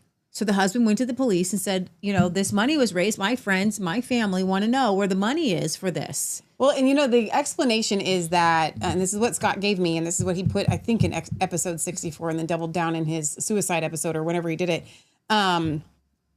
is that it was complicated and he couldn't get the funds out and he couldn't give the funds to Kelly's husband. And so that's why they came after him, because they just he said that her husband wanted the money, and Scott literally, because of some, red tape, couldn't get him the funds. That actually would fly with a lot of people. Like, that makes sense. You've just started a nonprofit, you've got some red tape. The funds were in Scott's account and he spent it. There are receipts for what he spent it on. Costco. So you can't say, right, I couldn't get it to him because of red tape, but I can spend it on, and even if you want to say, well, I spent it on Costco, but I was going to pay it back, so it's still okay. No, that's a lie. You're dancing. You just took the money. You just took the money and you hoped that because the rules don't apply to you, that you would get away with it because, and here's the worst part, Kelly and her husband were friends of Scott's. Mm-hmm. Kelly was Scott's lawyer, was in business with him. Okay. He doesn't ever say this. He just says it's a cancer victim. He doesn't say she was my friend. I have suspicions that I specifically knew this family. Right. Because the chef, the husband, says we were friends with him. I knew this man. So I think that what Scott was counting on is that Kelly's husband wasn't going to pursue it because they were friends and they just didn't want to make a big deal. And it's not that much money, so why pursue it? And like, why take it to court? I'm telling you, these people think, and here's how I can prove it to you. I can prove it to you because that's exactly what he has done and has, up until this moment, gotten away with the money from Flemingsburg. Mm-hmm. People will just let it go. Okay, a few of you, thanks to our program, asked for your money back for the bricks and you got it. Okay, but there were so many people that gave thousands and thousands of dollars in cash. Checks. The GoFundMe never, ever got returned, and that got up really high. And the deal that he made to buy the property in Flemingsburg with Willie, they had to shake him down to get the money the initial seed money that they were promised. We were told firsthand account from Bill that he literally threatened Scott and said, if you do not give us this money, we will bring the sheriff. We're going to have to go to court on this. Right. No, he said, I'll bring the sheriff. Yeah. That's what he said. But that's step number one. The point is that these people believe truly that they can get away with it. And when they do get away with it, they do it again. And they do it again. And they do it again. And that's what he has done. That's what he did with the money that was raised for Chile. That's what he has done time and time again. Now, here's how he gets away with it. Because every once in a while, he raises money and gives it to the people, right?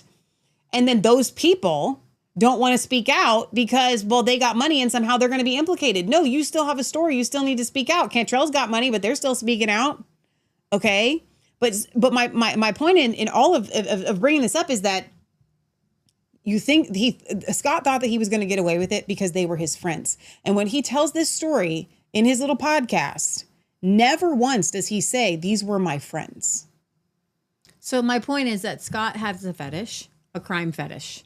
And his crime fetish is raising money for people that need it or for an event or something. He's raising money and taking it. He has a fetish of taking money from people. I mean, look, he's got, of being a sob story, he got Brad Cummings to buy him $1 million or $1.3 million property that he lives on, that Brad does not live on. Right. It's very, I mean, I don't have the gall it would take to go to somebody and say, can I have $1.3 million so that I can have a nice house and land and a mountain with my name on it, Mount Scott, to look at? Right. The gall it takes, you have to have no feeling and no empathy. Right. And there was many times when Brad has admittedly needed that money and needed to sell it. But somehow Scott has him all wrapped around, convincing him, no, you don't need to sell it. And Scott would tell me many times, I'm just going to pay for it. I'm just going to buy it. No, but worse than that, Scott would say, well, Brad's got all these other properties he could sell if he needs money. He just won't do it. He won't sell his other properties because he just has to have his properties. And I'm like, but you are one of those properties. It's his money. But no, at this point, $1.3 million of Brad Cummings' money is Scott's. He feels it's owed to him, and he would lie and fantasize and tell me, well, I'm just going to buy it. He had no money to buy. Do you know what the mortgage payment is on $1.3 million? And Scott's not going to Scott is not going to. He kept telling me that he was working on trying to figure out how much he needed to pay Brad every month to be able to buy it. Well, because he's never going to get a mortgage. He's never just going to say, here's your money, Brad, walk away. Yeah. And here's the thing, you could just start paying him. I know, but he couldn't because I'm telling you. He barely had enough money he stole the GoFundMe money. So he barely was making it as a human being. Yeah. Okay. There was a period of time last year where, and this is not just confirmed by me. I mean, I didn't look at his bank statements or anything like that, but he was really, really, really hard up for money. And it just so happened to be around the same time that he was raising money for Flemingsburg. And we're putting it all together, and it looks like upwards of $125,000, you guys. Right. That's a psychopath, dude. Utilizing, his life experience, both, just in general life, but also as a law enforcement officer, and is drawing upon that experience and that level of expertise so he could keep evolving as a predator to do what he needs to do to satisfy his own evil compulsions that he had internally. Does that evolution also reflect in his personal life with, let's say, his girlfriend or Bonnie or whoever he's with? Are there signs that they're ratcheting up in their personal life? Do they get more angry? Do you know anything like that? So, by the way, Scott's evolution in the crimes evolved. How can I use what I have now? And so he started his YouTube channel based on ours, by the way, and decided to go the Q route. Well, no, he had a YouTube channel before we did. But he didn't have much of a following. Right. But he started off the MAGA. I could get those MAGA people. Mm-hmm. It varies depending on the offender, and their personality. With D'Angelo, once, he had a major moment in his life. He gets arrested for shoplifting, for a dog repellent and a hammer. He's a cop.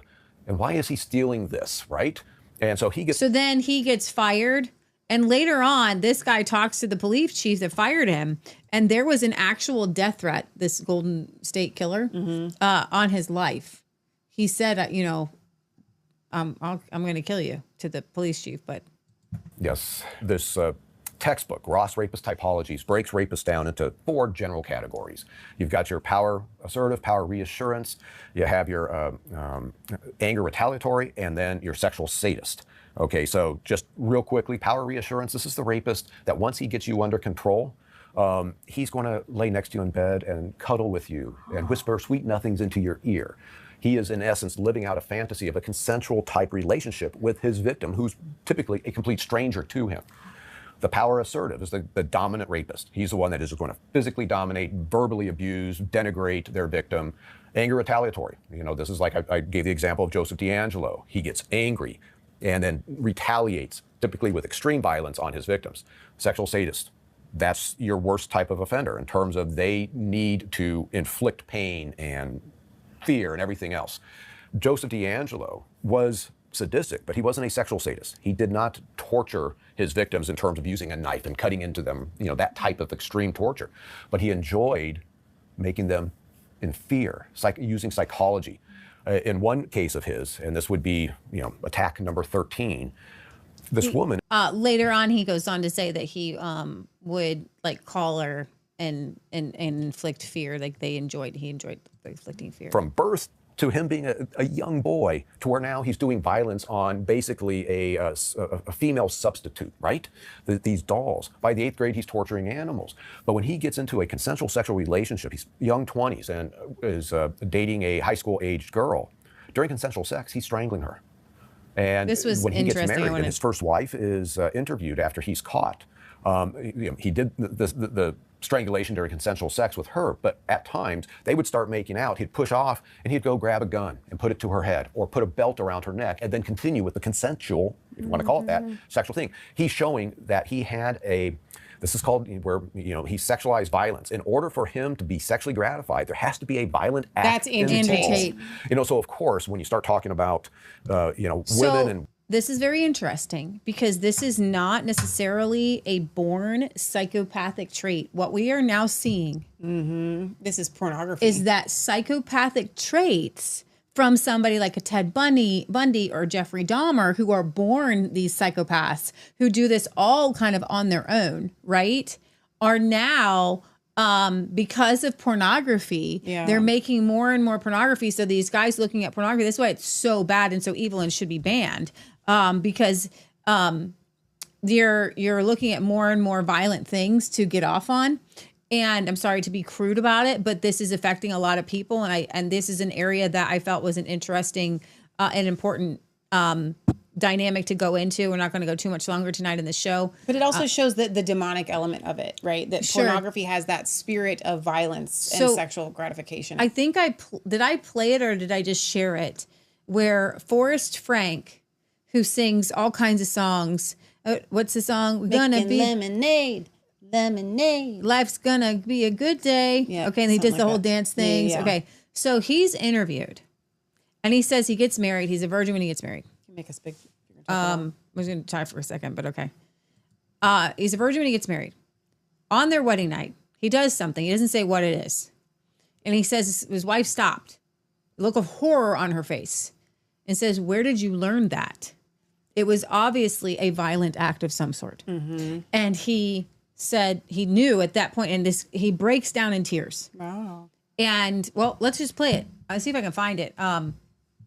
Because it is, these psychopaths are now cloning themselves, even with one of the strongest Christians that you'll know.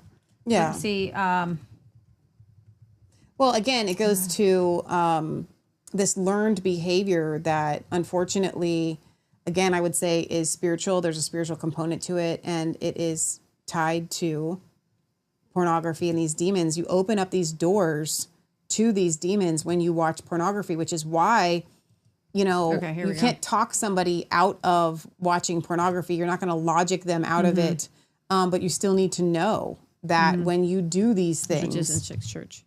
When you do these things, you are, let me see, I'm not sure if I should be, opening up doors to the demonic to ravage you. And then you will start acting these things out. Let me see. Let me find it over here and I'll grab it real quick. You want me to switch? Nope, it's fine. I'll just grab it. I can switch. Nope. I'm here. You want to close all doors that you possibly can to the demonic, and pornography is the one that will open it up right away. Right away. All right. Here we go. Nope. Nope. Here we go. Oh man, this is heavy. I started watching pornography when I was like, I don't know, really young, right? And I watched it like all the time. And I was a virgin when I got married. And I remember we were trying to have sex for the first time. And I think I kind of like did something aggressive. And she was like, whoa, what are you doing? Where did you learn that? I was like, I know exactly where I learned that. And I was like, whoa, this is our thing to figure out together. This is a new thing. And our marriage is something that we get to figure out together. So that I think that would be maybe the biggest advice is like, let it be your thing and figure out what's fun for you guys and what's romantic for you guys. And her sharing that with you. Oh yeah. It affected you. It was like, pull the e-brake. We're starting from ground zero. And I just apologized, like, I'm so sorry.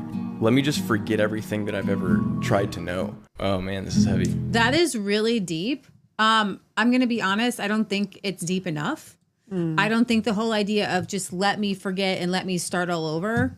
That should have been something that you should have done before your marriage as a Christian. And he's pretty young. So this marriage happened to happen and pretty recently. And I just want us to, when we're seeing people like a Forrest Frank, who is really out there. I mean, he's friends with he's very good friends with Abigail's cousin-in-law, Josiah Queen. And they're out there and they're ministering and they're doing all the things. But there is a lack of pornography has become accepted. Of male, what's the word I'm looking for? Apprenticeship or guidance in these areas. Mentoring is the word I'm looking for. Because these men don't know how to shut off the pornography that they've seen, and they don't know how damaging it is to their wives, and they don't know that the pornography that they're watching is created by psychopaths to make you a psychopath, like to make you into, well, if we're saying psychopaths are born, then it's making you a sociopath. And so when you have, this is why I talk about Andrew Tate and the seriousness of this. Andrew Tate's girlfriend has been on video like this. Yeah, the choking thing. I've known some girls who don't like it because I've known some girls who died. And what this guy's going to say, I'm going to play a few more minutes. He says, if a man will choke you, he will kill you. If, and just put that out there. Andrew Tate, anybody else. If a man will choke you, he will kill you. There is no fun choking in a sexual situation.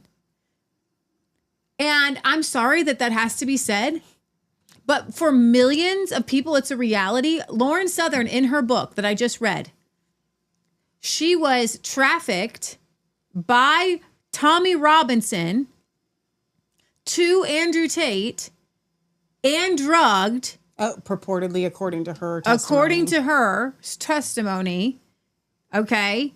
And she was strangled. And you could see the marks, and she went to the hospital. And the police are not doing anything because the police are in on this fetish, in my opinion. Okay? It's the same thing with Rotherham and all the things that Tommy Robinson is supposedly exposing with all the rape gangs. For anybody to be friends with Andrew Tate and not to say, hey, how do you feel about choking women? You think it's a thing? No, you're a psychopath. You are a killer. You probably have killed people. I don't know. I'm just going to, like, a man who would choke a woman would kill a woman. And his number one girlfriend, whatever you want to call her, pimp girl, has said that she has seen girls die from strangulation in sexual situations. Okay, we're going to play a little more of this other video on the psycho guy.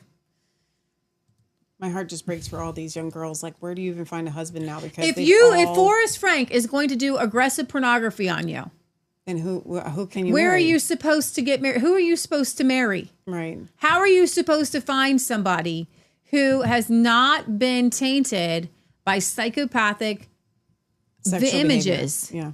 And that's what the devil wants to do. And I will say that's why we do our show, because we believe in radical salvation. We believe in radical sanctification. We believe in being filled with the Holy Spirit, to which you go to the other side and you go on the offense, which is what we thought Scott Kesterson was doing but he was not saved. He is not saved. Keep going. Is there a behavior that they can spot that says, oh, there's something wrong here?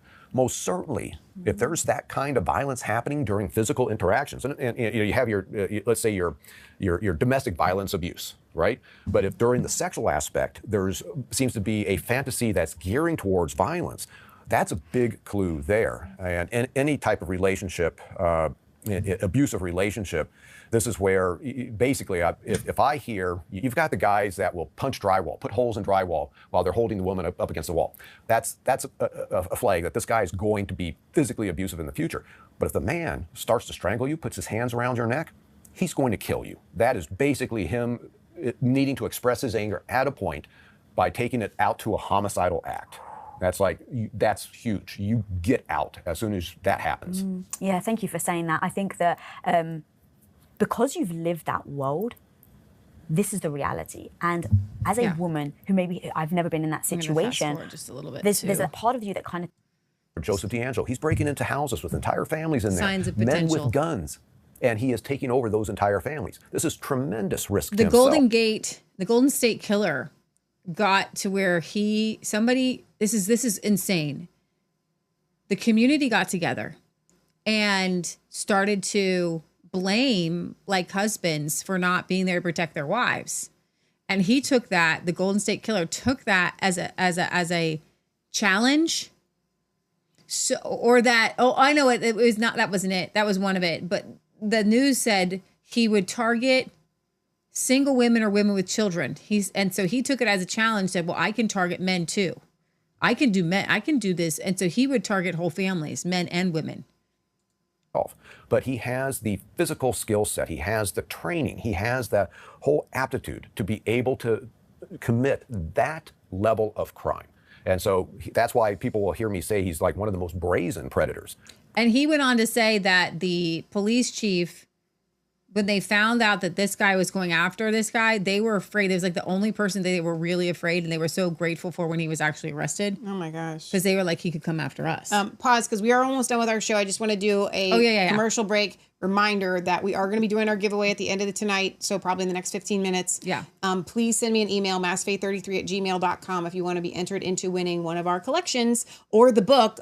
This one right here.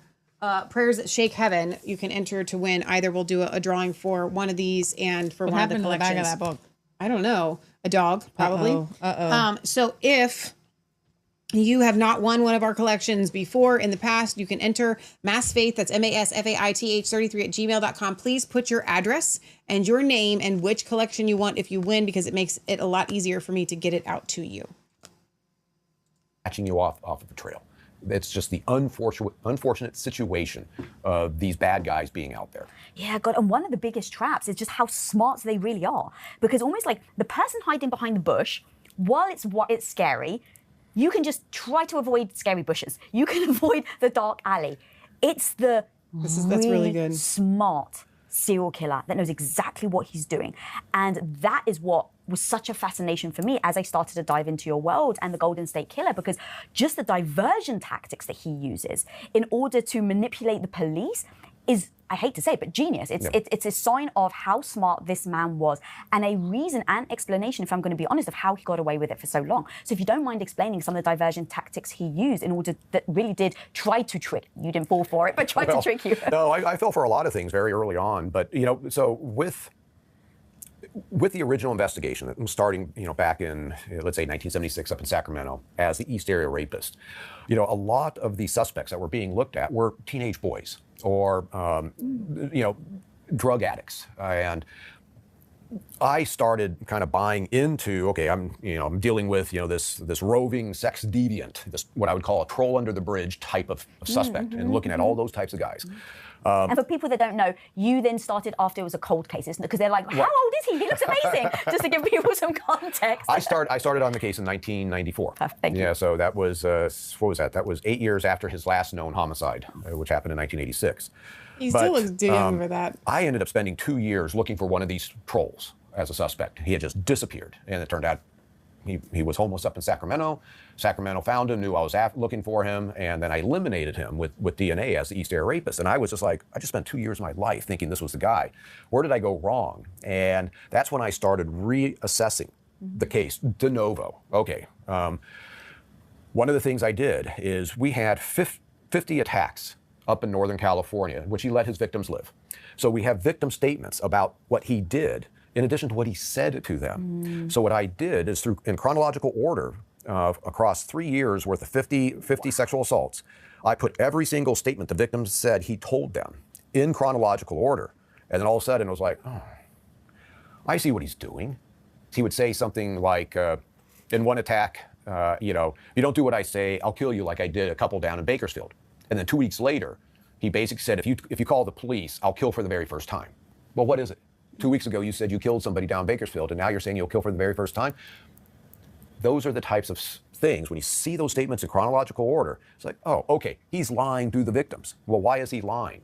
Well, it's what I call verbal staging. What he is doing is he recognizes these victims are going to give statements to the investigators. So I'm going to feed the victims information to throw law enforcement off. So when somebody stages a crime, let's talk like with physical evidence, a scenario. I actually Husband feel like claims, Scott he's did this a cleaning his lot. gun accidentally. So like lie to us so that we couldn't see what he was doing, right? As a criminal. I'm going to skip ahead on this. And so anytime I got a prime suspect, I always wanted to see where they're living. I wanted to go eyes on if I could, just from afar under surveillance. Vehicles are driving, just to kind of assess, kind of their living environment. And drove up. Very last thing I did as a law enforcement officer was to drive up to D'Angelo's house so I could see where he lived, because it was like a prime suspect. And I parked on the curb across from the house, and his yard was immaculate. His car was super clean, and I was like, wow, fastidious,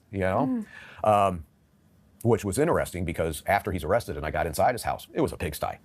So interesting. So he's putting on a front, right?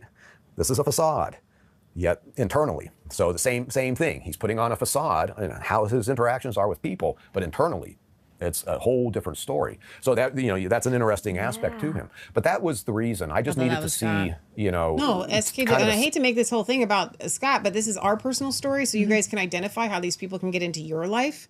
Okay?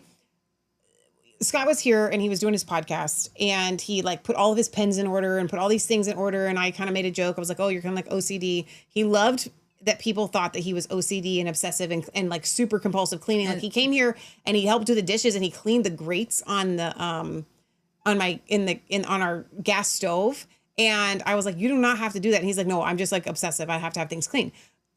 The other story to that is twofold. Christine Cantrell says like she cleaned his bathroom once and she like wanted to vomit. It was just so dirty and like he lived like a slob.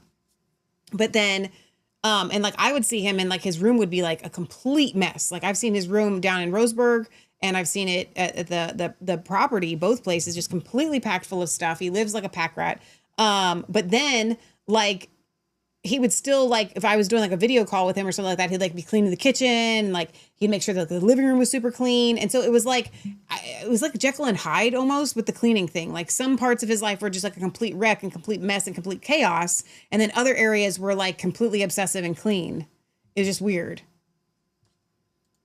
Assess where he was at. And of course it is to assess, okay, if we end up having to go under surveillance on this guy in order to get a DNA sample from him, what we call surreptitious sample.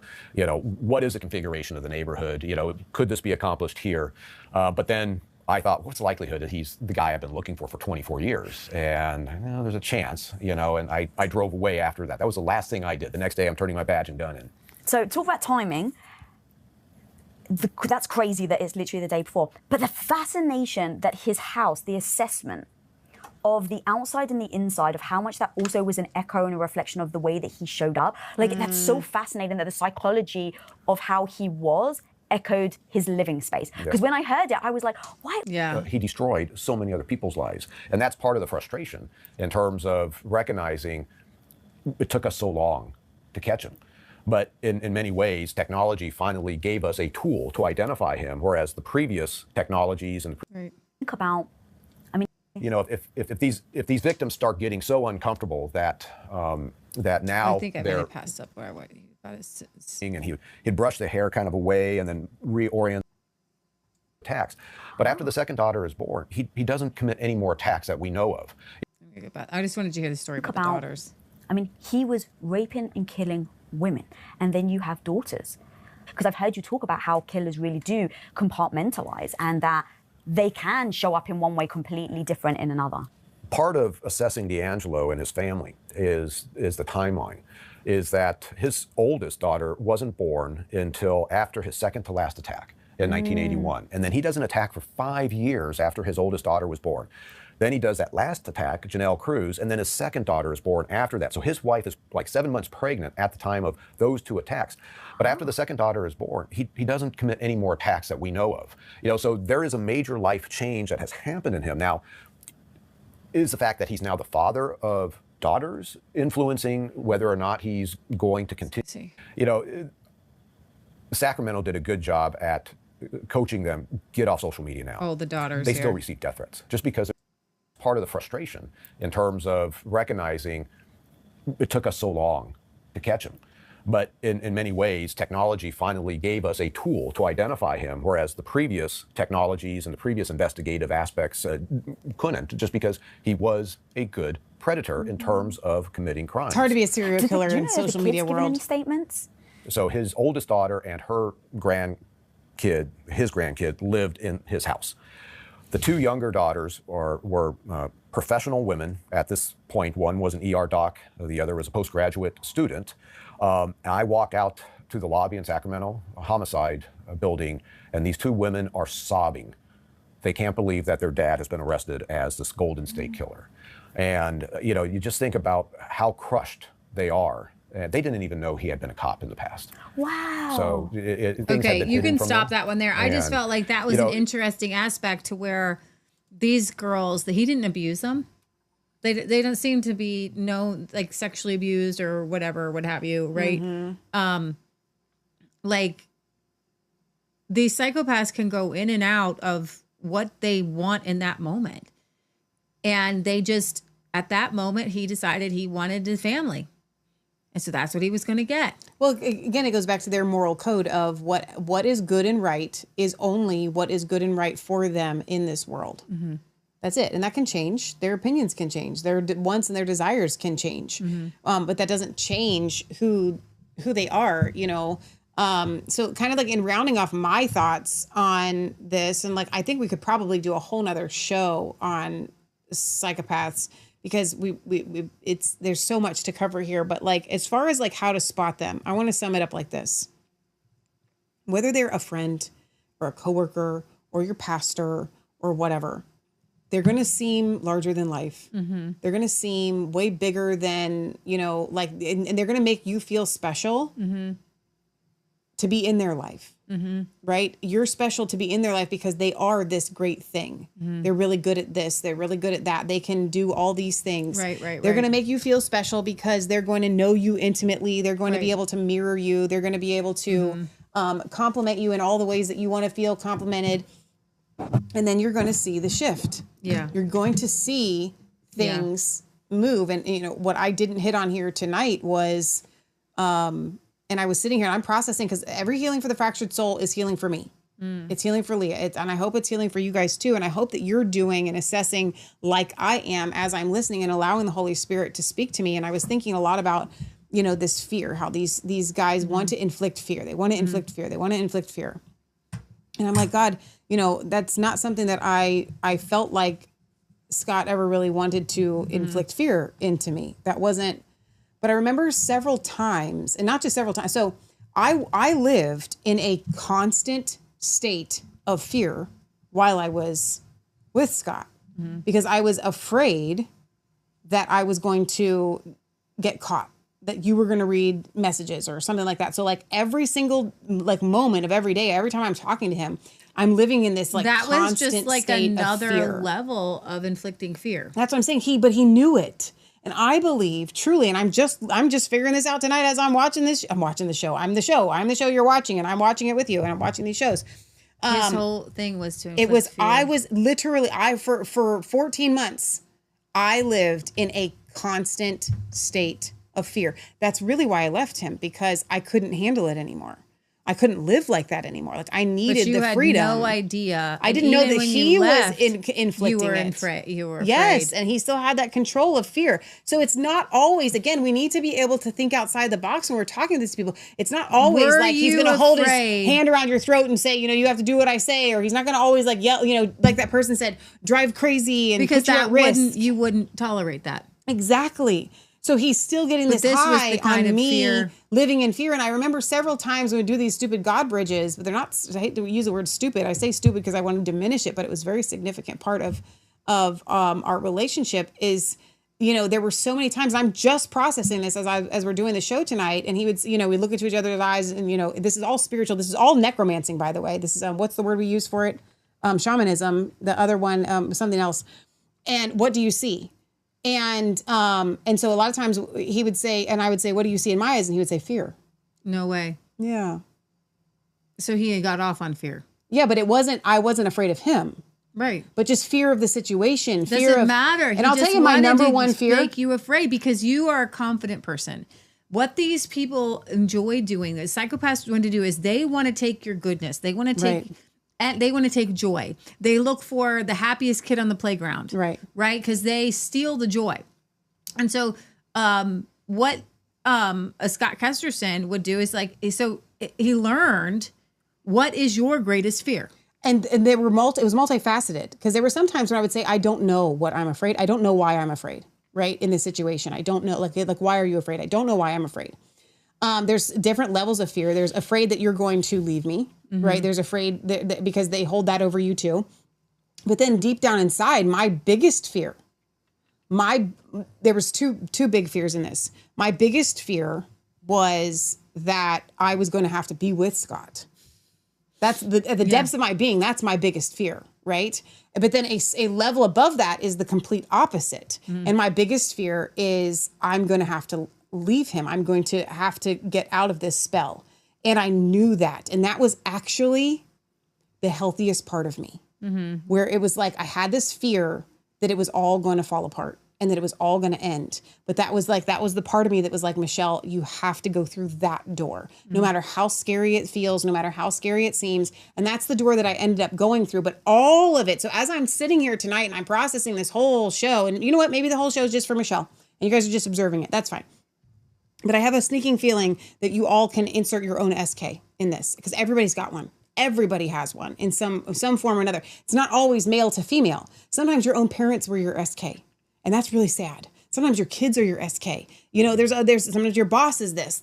So sometimes you have a best friend. That's a lot of times, actually. You don't realize how many of you have an SK as a best friend. God has not given us a spirit of fear, but power, love, and a sound mind, because fear brings torment.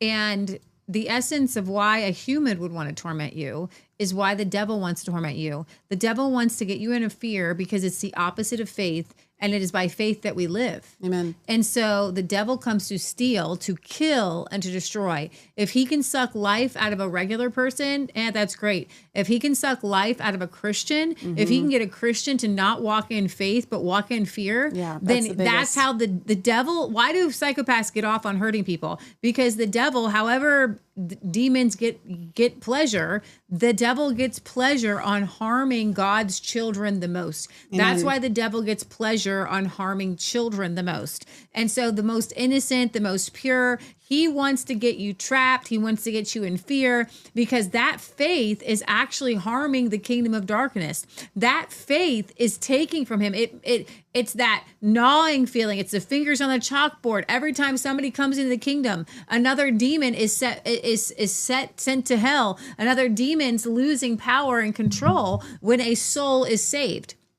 And so if you can try to garner back what it is that soul stole from the kingdom of darkness, right, that's what you're going to do. The devil's trying to get back what Jesus took at Calvary. That's why he attacks us. That's why he embodies these psychopaths and sociopaths and narcissists. And so our prayer is that we would not allow the enemy to to use us in any way that would harm somebody in any way, right? And then that God would set us free from everybody who's trying to harm us, to pull us into darkness, which is exactly what a psychopath or sociopath is trying to do, is pull you into darkness.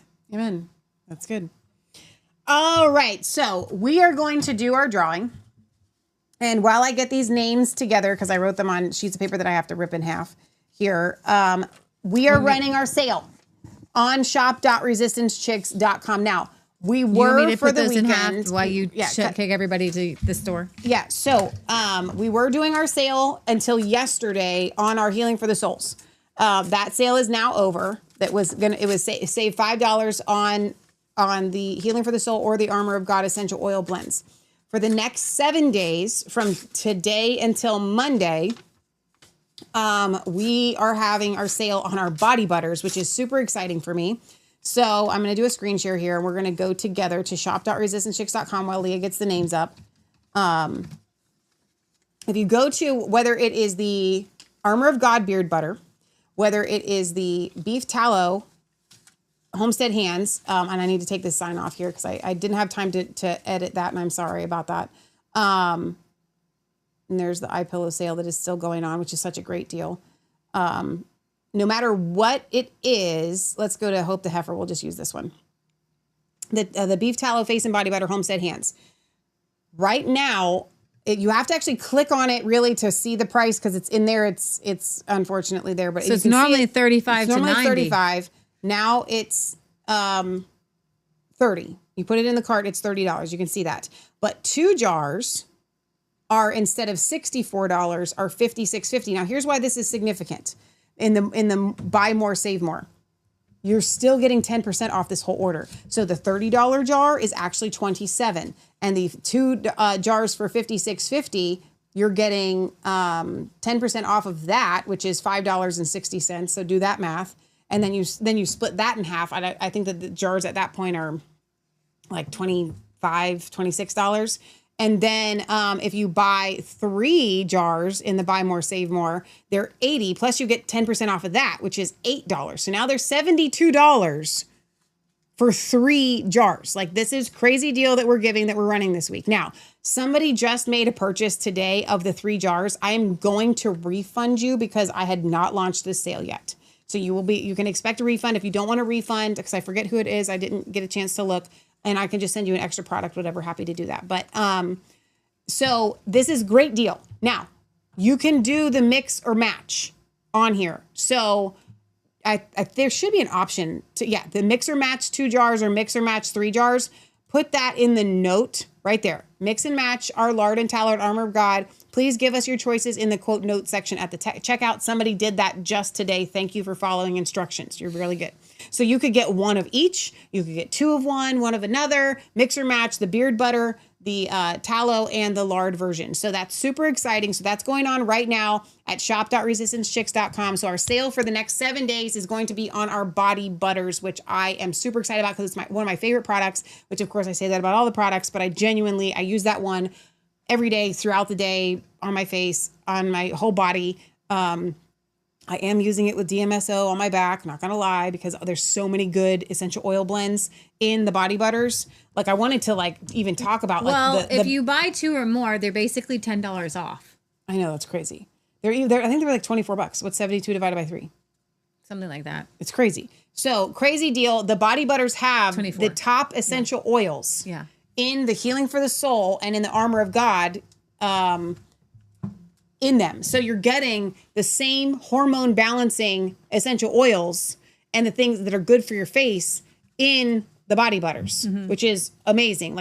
So they're not just, and this is what I tell people when I show them these products in person. I'm like, guys, other people have body butters and they have some essential oils to kind of help with your skin or whatever. Ours have hormone balancing essential oils. I'm not making any kind of claims, but I put it in there because that's what I wanted in there. Gotcha? And I will say that even throughout the whole month, the very best deal that you're going to get is 10% off the whole collections because the collections are already discounted. You can put those in here? Sure. Okay, so we're going to do our drawing. We're going to draw 2 names. Okay, one you'll have to draw now. Because you mixed them? Yeah. 1 for the whole collection and then 1 for the book. Okay, ready? Yep. I feel bad. I dropped that one. Megan. All right, so Megan, you won the whole collection. That's awesome. Yay, Megan. I think Megan wanted the female one. Okay. I think. All right. And Sharon, congratulations. Sharon, you won the book. So Sharon, you're getting the Prayers That Shake Heaven book. And Megan, you're getting the whole collection. So that's super exciting. Congratulations. We do have a little letter to open. You want to open it now? Unless you want to do it on Fridays. We can do it on Friday. Okay. Okay. All right. So thank you guys for all of your support. I do want to give you an update on Coalition Reloaded. Randall's wife, Desiree, we prayed for her on the show the other day. She is sick, and Randall is taking a step back from Coalition Reloaded and doing all the songs for a while. Just pray for them. But the songs are still available on coalitionreloaded.com, on the Resistance Chicks music page, and Coalition Reloaded's Facebook page. So there are over 300 songs on their Facebook page. Wow. So it's okay. I actually need the time to catch up on the music. So God, we thank you for Desiree. I thank you that you're healing her from the top of her head to the soles of her feet. I thank you for all the things that you're doing in both Randall and Desiree, that they are on the forefront of spreading the gospel and tearing down the kingdom of darkness. So we just thank you that you're going to protect them and that you're going to keep them in the shadow of your wing. Amen. In Jesus' name we pray, amen. And we also lift up Jim, who had to go tonight, but he had a biopsy today on his face. He's got a very big protruding thing. He thought it was an abscess tooth, but they don't think that it is.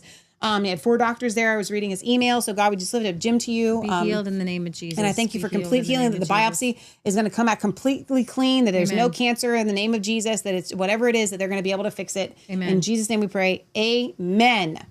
All right. We love you guys. God loves you. God bless. Remember, it's not just a conspiracy theory. If it's actually the truth, I hope that you enjoyed tonight's show. I think it was super fascinating, a little bit different of a divergence from normal. Megan's in the chat. She says, I'm so excited. Thank you. That's awesome. Congratulations, Megan. It's going to probably be a couple of days because I have a lot of orders that are waiting on my labels. A lot of 4-ounce bottles are just going to get 2-ounce labels because they were supposed to be here today and they didn't. And I've been waiting to ship them for the proper labels. So you're all just going to get 2-ounce labels. And I apologize. But you're getting 4-ounce bottles. But you're getting a 4-ounce bottle because I literally have I want to say 8 or 9 packages sitting there ready to be mailed. Except for that. And so a lot of those that we're going to be walking in the postman, like we've been at the Christmas workshop. I had one more thing that I wanted to tell you guys, but now I can't remember what it is. But, tomorrow night we will be doing a Revelation Red Pill. Not sure what it's going to be about yet, but we do have a lot of things that we could be talking about. And Corey Gray wants to come back on the show. So I told him at the start of the year, we'll get Corey back on the show. So you guys can be looking forward to that. He's been on fire lately with his posts and things we've shared have gone viral. So super proud of Corey and what he's doing. And he also has some other stuff that he's doing tech-wise. So please feel free to go and follow Corey Gray's page because he's doing a lot of good work over there. So, all right, we love you guys. God loves you. God bless. You are amazing. I hope you have a wonderful, blessed rest of your week. Thank you. Oh, today is Giving Tuesday. I don't really believe in that at all. No, it's a you do not deal. need to give to us, but I did think to myself, we got to give our collection on Giving Tuesday, and I thought that was really fun because it's much more blessed to give than to receive. But thank you to all of you who already give to us, not on a Tuesday. Although someone did today, actually. So thank you for that. Thank you. Somebody made a donation. You can, if you do want to donate, you can do so at resistancechicks.com. Just click on the support button. But to all of our monthly donators and people that just randomly give us donations. You had me sign. Thank you. 2, and we'll talk about this tomorrow, 2 of the diplomas. And I was like, this is so cool. I said it every time I sign one of these, it makes me want to cry. Like, you guys appreciate, you value the information, especially some of the deep dives that we do. It is college level, in my opinion, and you guys value that information. So. Well, and tomorrow I'll tell you who it is, who the diploma people are. We'll save it for tomorrow. The 2 that got them, so you can be really proud and congratulate them. We should do that. Actually, we should congratulate people when they get their diplomas. We should. All right, we will see you guys tomorrow night. 8. We're going to try to do our shows earlier. Leah wants to try to do them earlier. Best plans laid. What's that saying? Made plans. We try. We really do. For our own sake, we need to do them earlier, but also for you guys. All right, we'll see you next time right here from resistancechicks.com. God bless, guys.